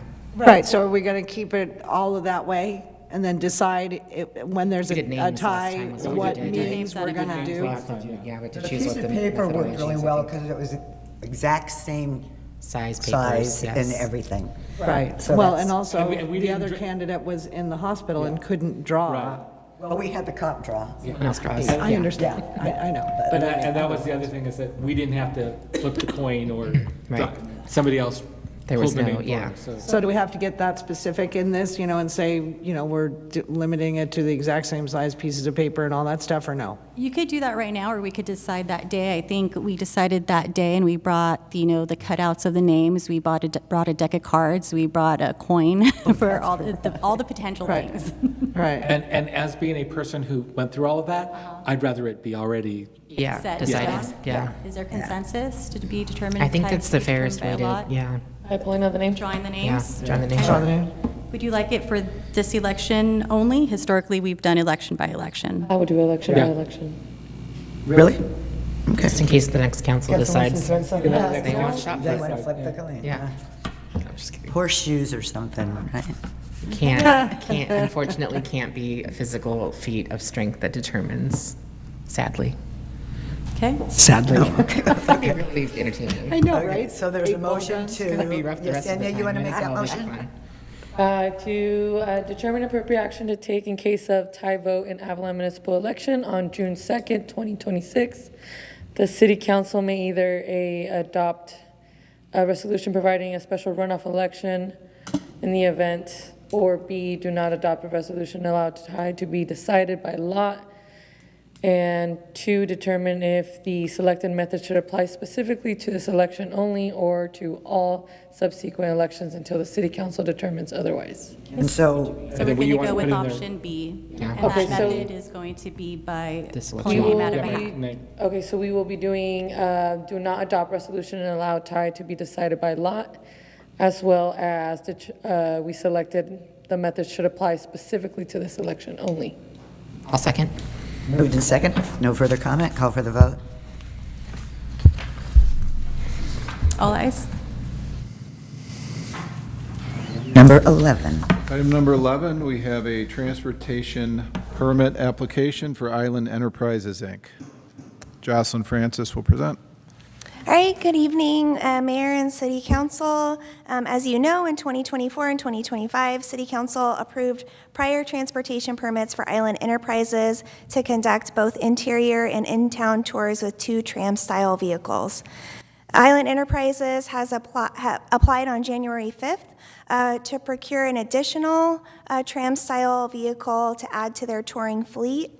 Attached is the permit application, and then tonight Heather Milburn's going to do a presentation.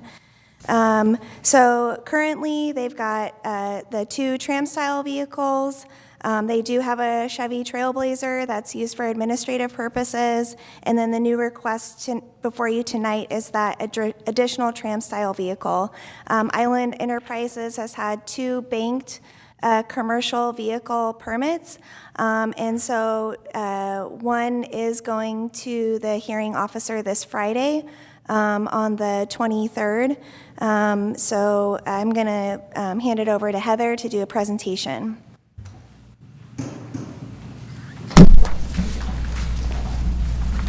Good evening, Council, Madam Mayor, and City staff. Heather Milburn. I'm here to present asking for use of our banked vehicle permit for another Safari Tram. This Safari Tram models the one that we just had permitted last year, the Eagle, we call it. This new one will be called the Osprey. It's the same body style. It's a 2026 Chevy 4500. Vehicle length is 348 inches. Has safety belts on all passengers, fleet GPS, 365-degree cameras. It has one in the back, 2 sides, and facing the passengers as well. In addition, we have a naturalist on board in the back of all of our vehicles that is with the passengers at all times, speaking to our drivers at all times too with radio communication. The vehicle route will mimic the same that we have going on now, which is the city tour route, which is 50 minutes, and also a 2-hour interior tour route, which goes through the city all the way up to the interior and to the airport. We are thinking about doing a longer city tour and a longer interior tour in the future if the need is there. Parking, the Osprey will be homed at Seaport as of now, and we actually are signing a contract for a new vehicle parking space tomorrow that will home the 3rd vehicle too. So we'll have 2 at Seaport and 1 at the new vehicle space. Just so you kind of have an idea of our operations and thinking that we're going to be running 3 vehicles a day, which is not true. So November through May is slow season here. Typically, we have 1 vehicle on the road each day. Right now, like as of today, we had 2 interior tours, and that's all we ran. When it gets busy, like on a cruise ship day or a busy holiday weekend, we will run 2 vehicles. But that's probably the most during those months. And then during our busy season, June to October, that's when we usually have 2 vehicles running, mostly cruise ship days, weekends, and then hopefully put in this 3rd vehicle when it's needed. And this 3rd vehicle will also help us do maintenance on our vehicles. So we can send off our Eagle and our Falcon, our other 2 vehicles, over town to have the yearly maintenance for a month, and then we won't be short that vehicle. And just so you kind of know, since Catalina Adventure Tours changed ownership back in August of 2024, we have more than doubled our workforce, and we also operate 365 days a year. So we provide employment for people on and off the island throughout the entire year. It's just not seasonal, and that really helps a lot of people around here as well. That's kind of all. Kind of kept it short and sweet since you know me, you know my vehicles. Let me know if you have any questions. So there's no ever any talk of an electric vehicle? We couldn't, the electricity, we couldn't find a place where we could actually charge that vehicle, and they're much, much, much heavier than the vehicles we have now for the Tougher roads. on the Yeah. roads, yeah. I don't understand the whole bank issues here. So there, Jocelyn, they currently have 2 banked? Yeah, so that's like a separate process. So for your consideration tonight is whether or not to allow 3 of these tram-style vehicles to be approved to run tours within our city. But yeah, Island Enterprises for, I couldn't tell you how long they've had banked stickers, but since I've been with the city, they've banked 2 stickers for commercial full-size. Okay, interesting. But this would be considered an oversized vehicle, so I mean, it will be going to the hearing officer on Friday, so that's to be determined. But yeah, right now, as you guys all know, 200 inches would be the standard. They would be asking for an oversized commercial vehicle permit. Okay, cool, thank you. Oh, it's not the cart before the horse, but in a way kind of is. Right. Yeah. It kind of is, but what you guys decide tonight will give Ken a clear indication of where to go on Friday, so. Okay, perfect. Okay, thank you. And either way, we're in the situation of if Ken goes first, then it's him putting the cart before the horse. And Right. he approves it before, so. Right, catch we 22. thought it made the most sense to bring it to council No, it's first. fine. Sure, yeah, no. Heather, could I clarify, are you proposing, if granted, all 3 of these would be parked at Seaport Village? No, we have a new parking location. So The 2 will be at Seaport, 1 will be at our new parking location. I'm signing a lease for tomorrow. Okay, and you can't, I guess I haven't signed the lease, but it's at Fairview Terrace. okay. What's that? Fairview Terrace. Oh. They have a large lot, empty lot, that they are going to be leasing out to us. And the 2 big ones would be running during your busy season, correct? Correct. Yes. And then it says a 3rd, only during high demand days. So I love that you're busy, you know, when you're employing people, I'm really good with that. But then, so would all 3 of those be in town, or would that be? No, 1 will be out in the interior most of the time. So like the interior tour is 2 hours. So it just passes through town, doesn't do any of the touristy stuff in town, just goes right through town, goes out into the interior and then back in.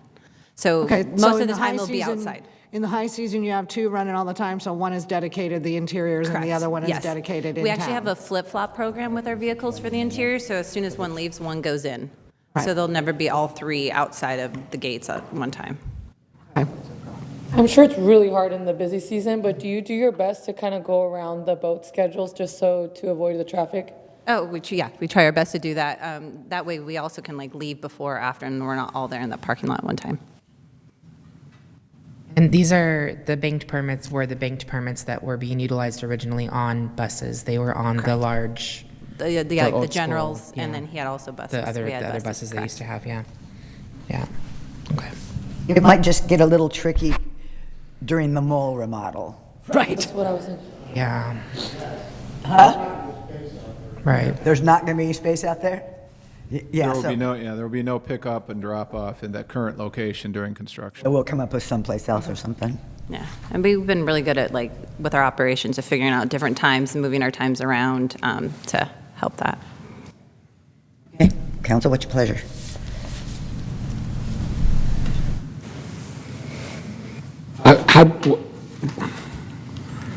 Because we did the presentation, we discussed, what is the motion I want to make if we want to approve? Just to approve? Yeah, start Approve with. modification of the transport, yeah. Yeah. Do you want me to do it, or you got it? I'll make the motion to approve. Modification? Uh-huh. Of the transportation permit for the Island This is aimed Enterprises. to add a Inc. commercial vehicle permit to conduct tours in an oversized vehicle with stated conditions. That's what he's saying. I'll second. Second, call for the vote.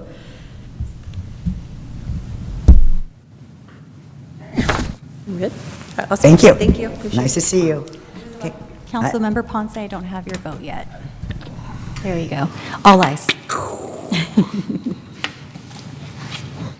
Okay, item number 12.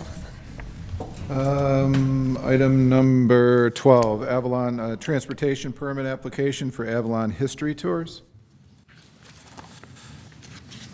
Yeah, good evening, council. Bree Broussard is here, and I'll have her come present after I say my comments. As you know, City Council approved a transportation permit for the Garibaldi tram. And so earlier, or last month rather, at the end of last month, we received a transportation application permit modification to add an additional 2 electric autoettes for their Avalon History Tours. One would be utilizing an existing residential autoette permit, and another one would be a new commercial autoette permit for Avalon History Tours. The tram that they're using is utilizing an existing commercial full-size vehicle permit, so they do have the ability to add an autoette. I misstated that they have a hearing on Friday. That's not the case, but we'll figure out the permitting and sticker side of it depending on what you all vote on this evening. So I'm going to hand it over to Bree. Thank you. Hello, Mayor, Council, Bree Broussard. She pretty much said everything. I actually did bring my approval letter, so I did go to a transportation hearing in November to seek approval for the commercial autoette and was approved for that. And I wasn't aware until recently that I had to come before council to do the transportation permit, so here I am. Well, I'm excited about them being electric. Yeah, me too, but I'm a little confused. Up above in the staff report, it says both on island, but in your transportation permit thing, it says,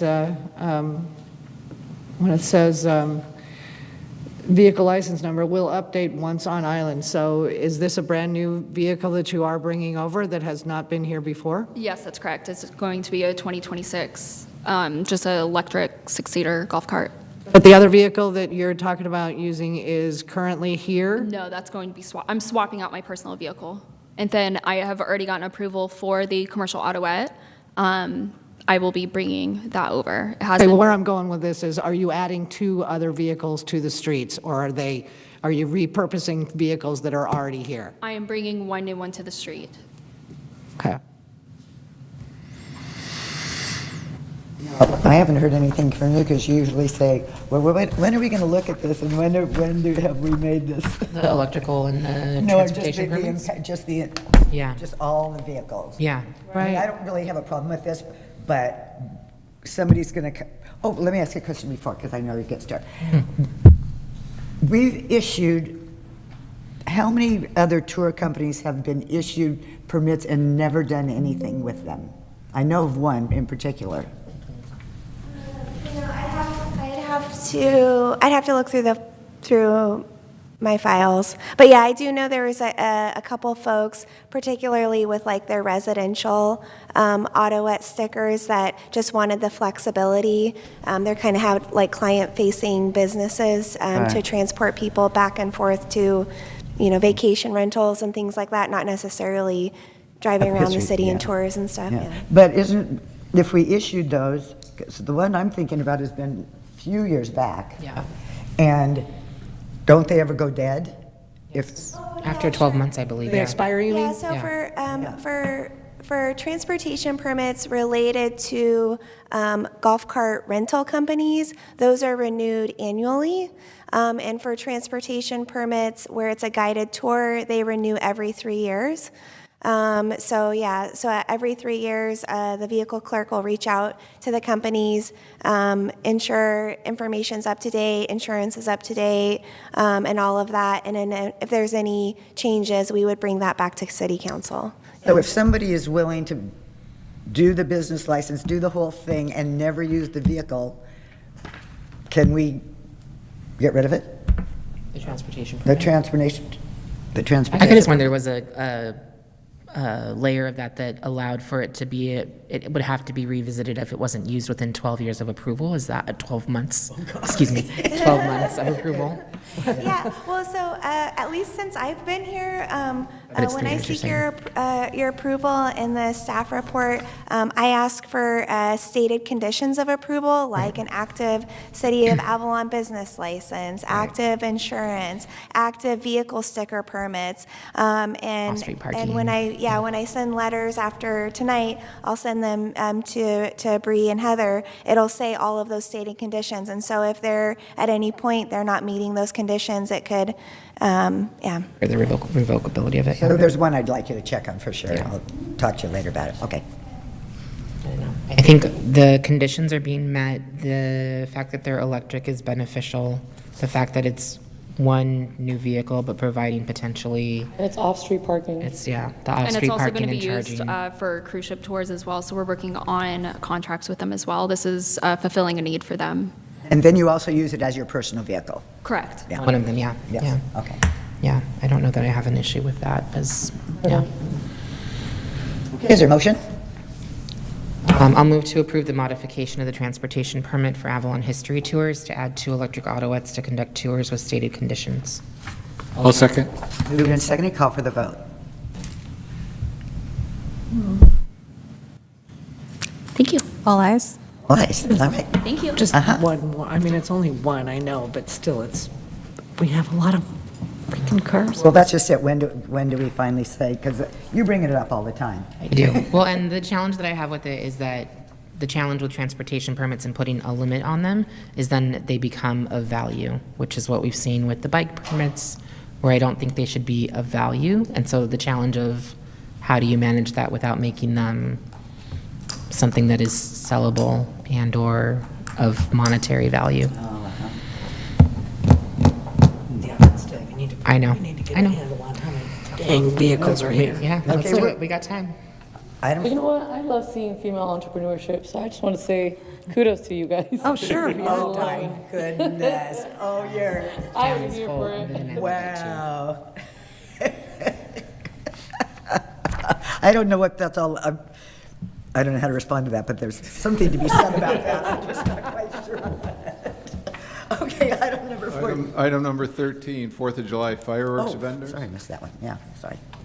Dave Hart. Good evening, Council, Madam Mayor. So, as I mentioned before, things are getting a little more costly as not only this is the 250th anniversary, but this is also due to tariffs. The cost of fireworks have gone up, and so it's being passed on to the consumers.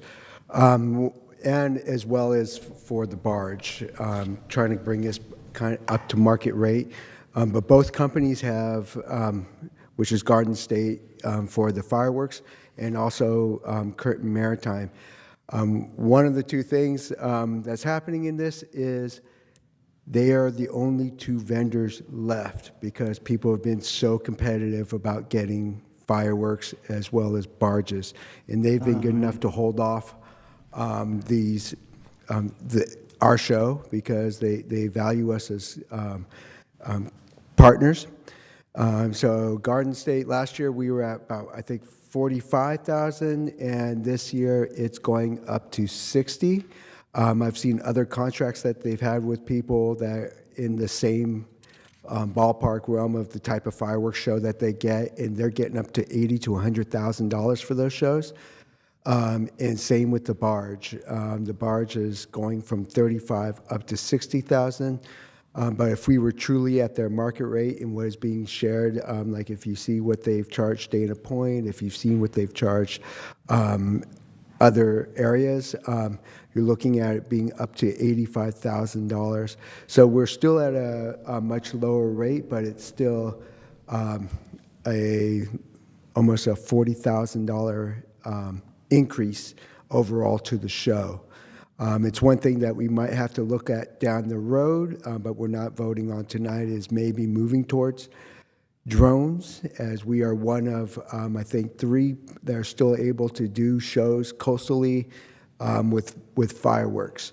But for this year, we are cleared to do it, and these 2 companies are right there with us, as well as one thing with Curtin Maritime is after all the hard costs, that money does come back to city programs and programs, the nonprofits here. So the nonprofits and the city programs will probably get a little larger chunk back this year, which is nice, but it's all going to be up front.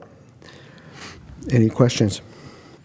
Okay, well, it says that there's really no fiscal impact, right? But I'm curious, how's that show? I mean, we don't have any so 2,310 shells, ranging from 1 to 6 inches, plus 6,500 assorted effects, equaling 8,810 items shot in the air. Yeah.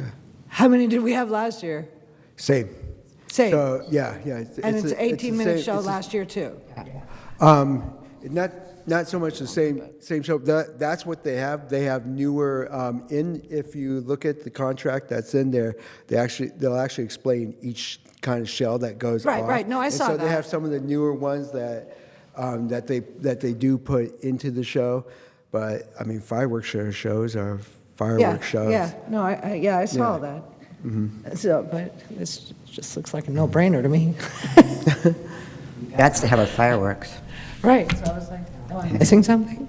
What's that? I was like, am I missing something? Yeah. So, And the okay, it's pretty much on par, the shows have been good. It wasn't these guys, though, last year, right? It was these guys. It was these guys. It was these guys. It was Oh. Garden State. It was the a last great 3 show years. last year. Right, but so I'm just totally confused because he's like, well, and there was like nobody left to choose from. No, So I was like, oh, okay. Going out, once I got the increase, I went out to see if we can get other bids. Okay. Trying to do my fiscal responsibility Yeah. to the Gotcha. shows, and you just find out most of them were already back in October, right after last year's 4th Okay, of I July. gotcha. People just jumped on it knowing it was the 250th. Yeah, well, so this looks like a good deal. This looks like a We know good that they're thing. up on the up And and up, too, so, yeah. Love Catalina's down with it, so, And I think, who does these solicitation for the donations? Does that come out of you, Jim? Or does it come out of us? Or are we both doubling down and we're both city and the chamber are looking for money for donations? Well, the agreement that we've worked under is Love Catalina pays for the fireworks show, and we pick up the barge. And so we both go out and try to get... Yeah, we're Yeah, both there's we're different both lists in that both early. of them go after. Yeah, the Jim and the chamber send out the solicitation letters with our signature under As well. both of our signatures, and then we share the money. Okay. Is there a motion? I'll make a motion to authorize the city manager to execute an agreement with Garden State Fireworks, Inc. to provide the fireworks show and Curtin Maritime for the barge services for the 2026 4th of July show. I'll second. Moved and seconded, call for the vote. All ayes. it was cool to see the pictures, though, with the names of them, because So I have my David own Hart, special names. The theme is red, white, and 250? 250 will get you what? A Coke? It's our 250. Well, I know that. I like the blue part.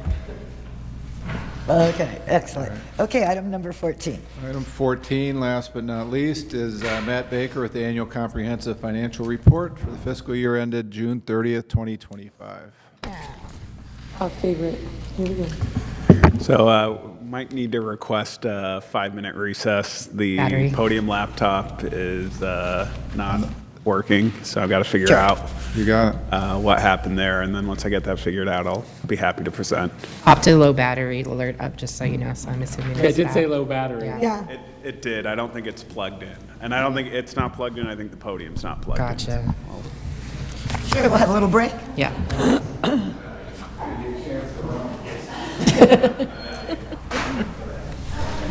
So the thing is, I'm just going to talk to you.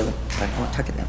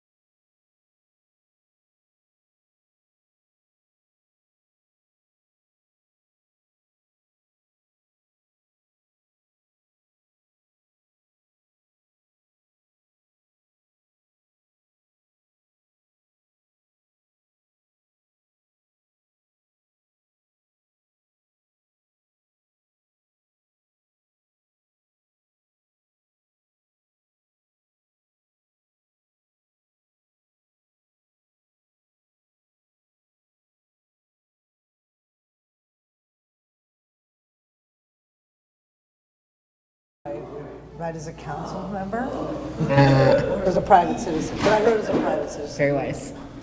But I recognize that. But you're concerned about the residents of Avalon and where are they going to go? And you would be one to spread the word. Okay, so who's that? I was going to say, you're saying it's not, but Oh, yeah, the Rebecca. mics are live. Just wanted to warn everyone just now. I had to turn the mics on, so. Oh, okay. Well, we Hopefully hope we the were people good at with home. words. So we hope the people at home can hear you with the ambient projection, right? Perfect, yes. Good evening again, Council. Matt Baker, Finance Director, presenting the audited financial statements for the fiscal year ended June 30th, 2025. So the audit for fiscal 25, Davis Farr LLP issued an unmodified opinion. That's a clean audit opinion that our financial statements are presented fairly in conformity with generally accepted accounting principles. Again, everything in the report consists of management's representations concerning the finances of the city. The audit provides reasonable assurance that the numbers we're presenting are free of material misstatement. And how they do that is by examining on a test basis evidence to support the numbers and the assertions made in the financial statements. Just some overview of how to read the document. There's three main sections, the first being the introductory section. In that, there's a transmittal letter, which is kind of the introduction of the city to the reader. That's where we kind of discuss maybe non-finance information that could potentially impact city finances currently or in the future. An organization chart, as well as a list of elected and appointed officials. The financial section has the independent auditor's report. That's where they issue their opinion on the financials. Management's discussion and analysis, that's a section where I try to summarize the information that's presented in the financials. There's good information there on how to read the financials, kind of what the goal of the different statements are within the audited financials. So I encourage everyone to read that. And then you get to the audited financial statements themselves. And then lastly, there's a statistical section where we show 10-year trends for the city. And so within the audited financials that I'll talk on the next few slides, there's really three kind of key areas. One is the government-wide financial statements, and that's summarizing the city's financial information kind of as a whole. So that's kind of the big picture view, if you will. Within that, it's the statement of net position and the statement of activities. The fund financial statements provide more individual detail as to what's going on. So that's where you'll find general fund information as well as specific information for the harbor fund, sewer fund, saltwater. Again, the focus of the fund financial statements is more on a kind of a short-term, year-over-year perspective. Where the government-wide financial statements are trying to look at the city as a whole. So the difference between that is certain long-term liabilities won't be reflected in the fund financial statements, but you'll see them in the government-wide financial statements. And then there's notes to the financial statements, which provide additional information on significant accounting policies, pension, OPEB benefits. So the city's net position, which is our assets and deferred outflows minus our liabilities and deferred inflows, is $49.83 million. That's an increase of $3.27 million for governmental activities and $1.3 million for business type. Our general fund unrestricted fund balance totaled $15.55 million, which exceeds our annual operating expenditures by about $500,000.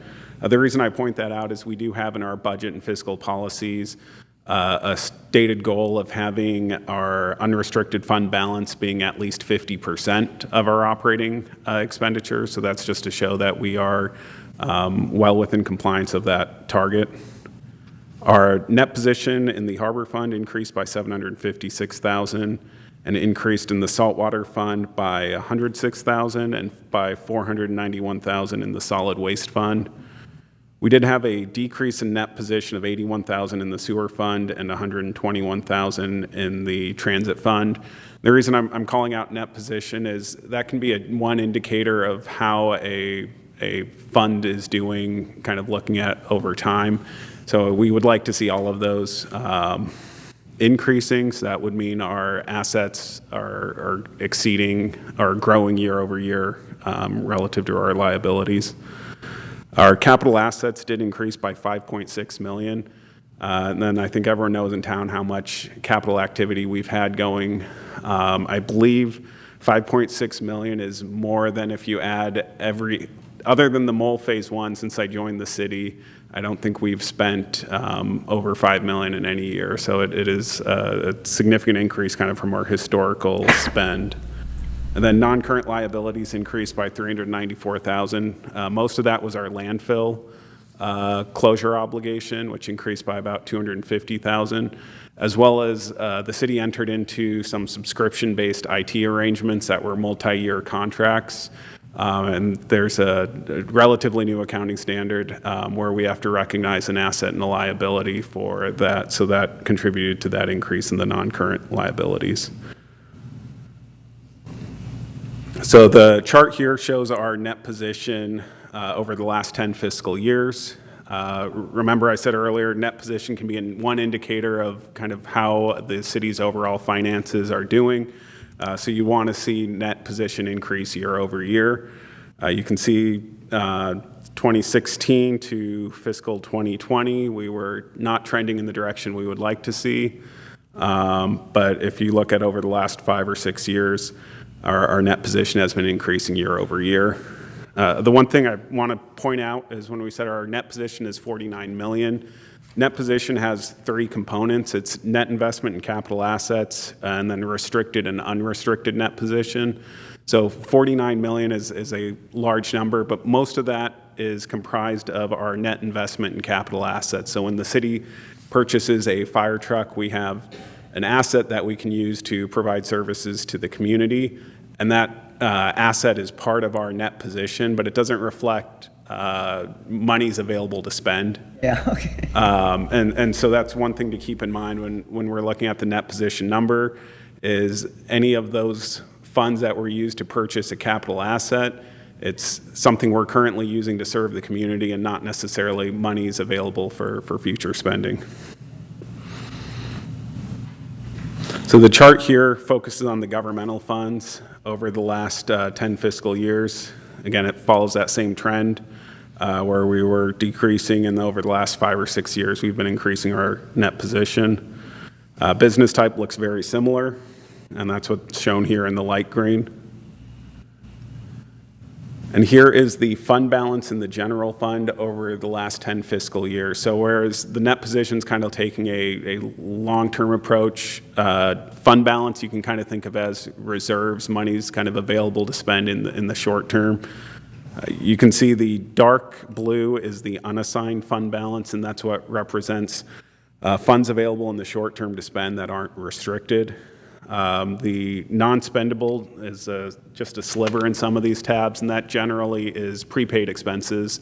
So if we purchase insurance in June that applies for the next fiscal year, that would fall under that non-spendable amount. If we were to have inventories, we don't have inventories, but things like that would fall in non-spendable. And then restricted, you can see over the last couple of years, that light green's growing. That is the Measure H monies. So the city collects the $2 special tax related to the hospital, and we hold those funds until we receive sufficient documentation for reimbursement. And so you can see over the last 3 years that has grown. In the current fiscal year, on the far right, that's about $2 million. The city was holding $1.9 million. Related to Measure H as part of the fund balance. And so really when we're talking about what's available to spend, it's that dark blue, and so in fiscal 25 it was 15.5 million.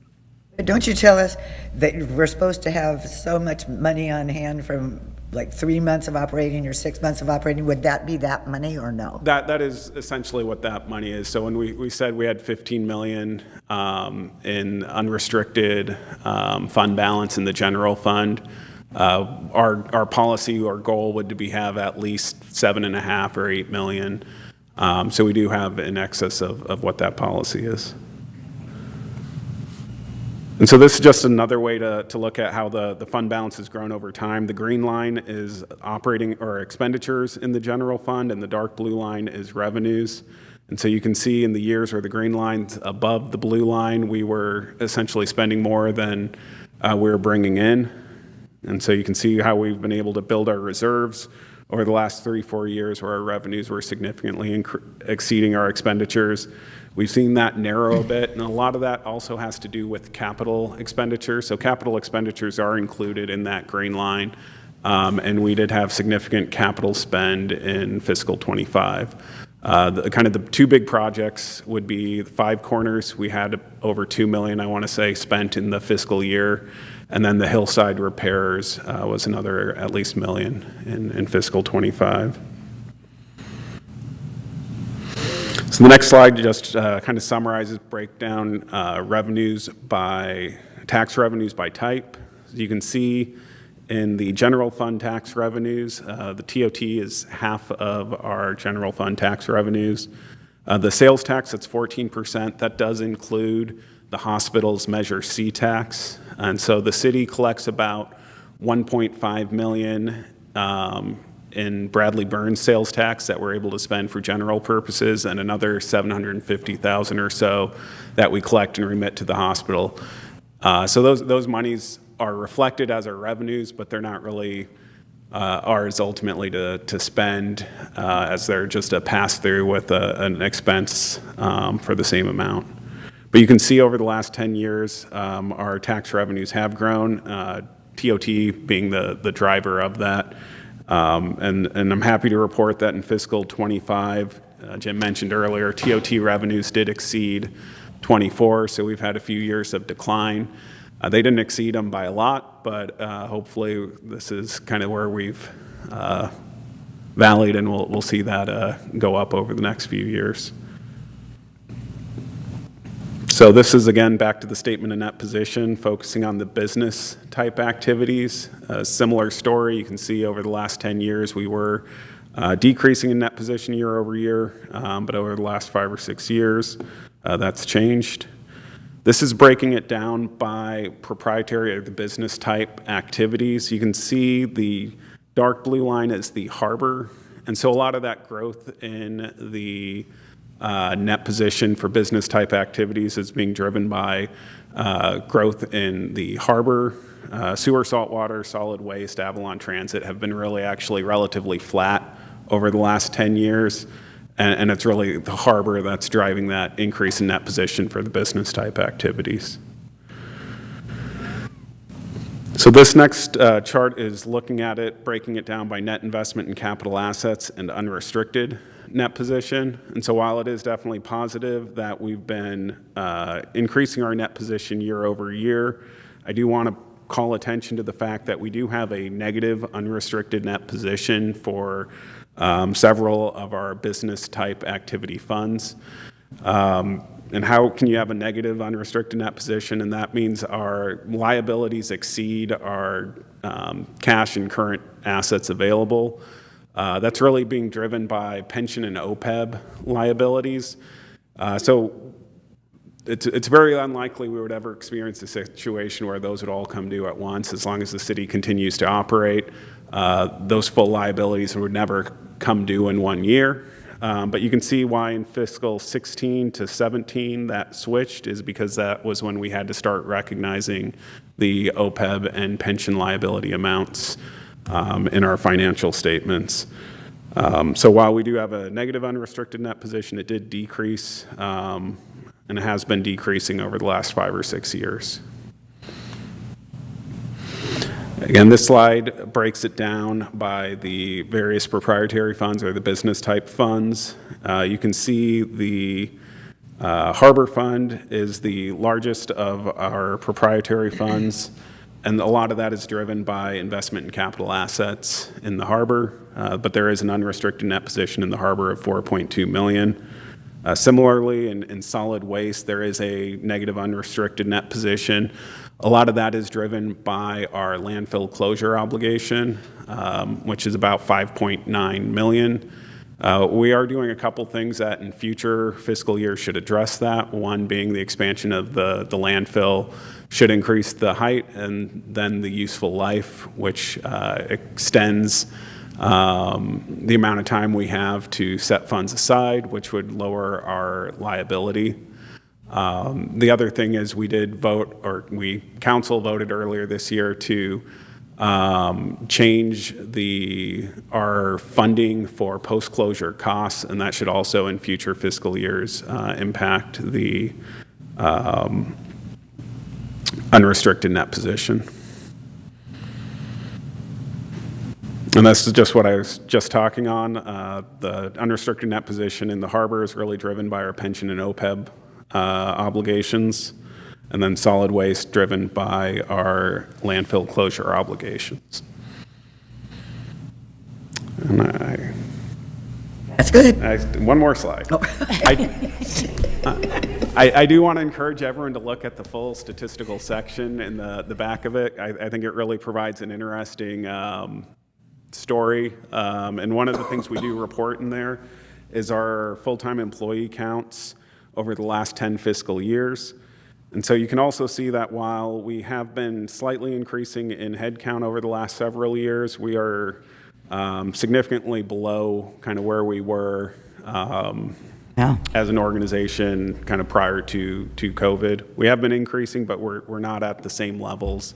And so I think it tells an interesting story, and so I encourage everyone to read the statistical section. There's information on top sales tax producers over the last decade, top property tax payers over the last decade.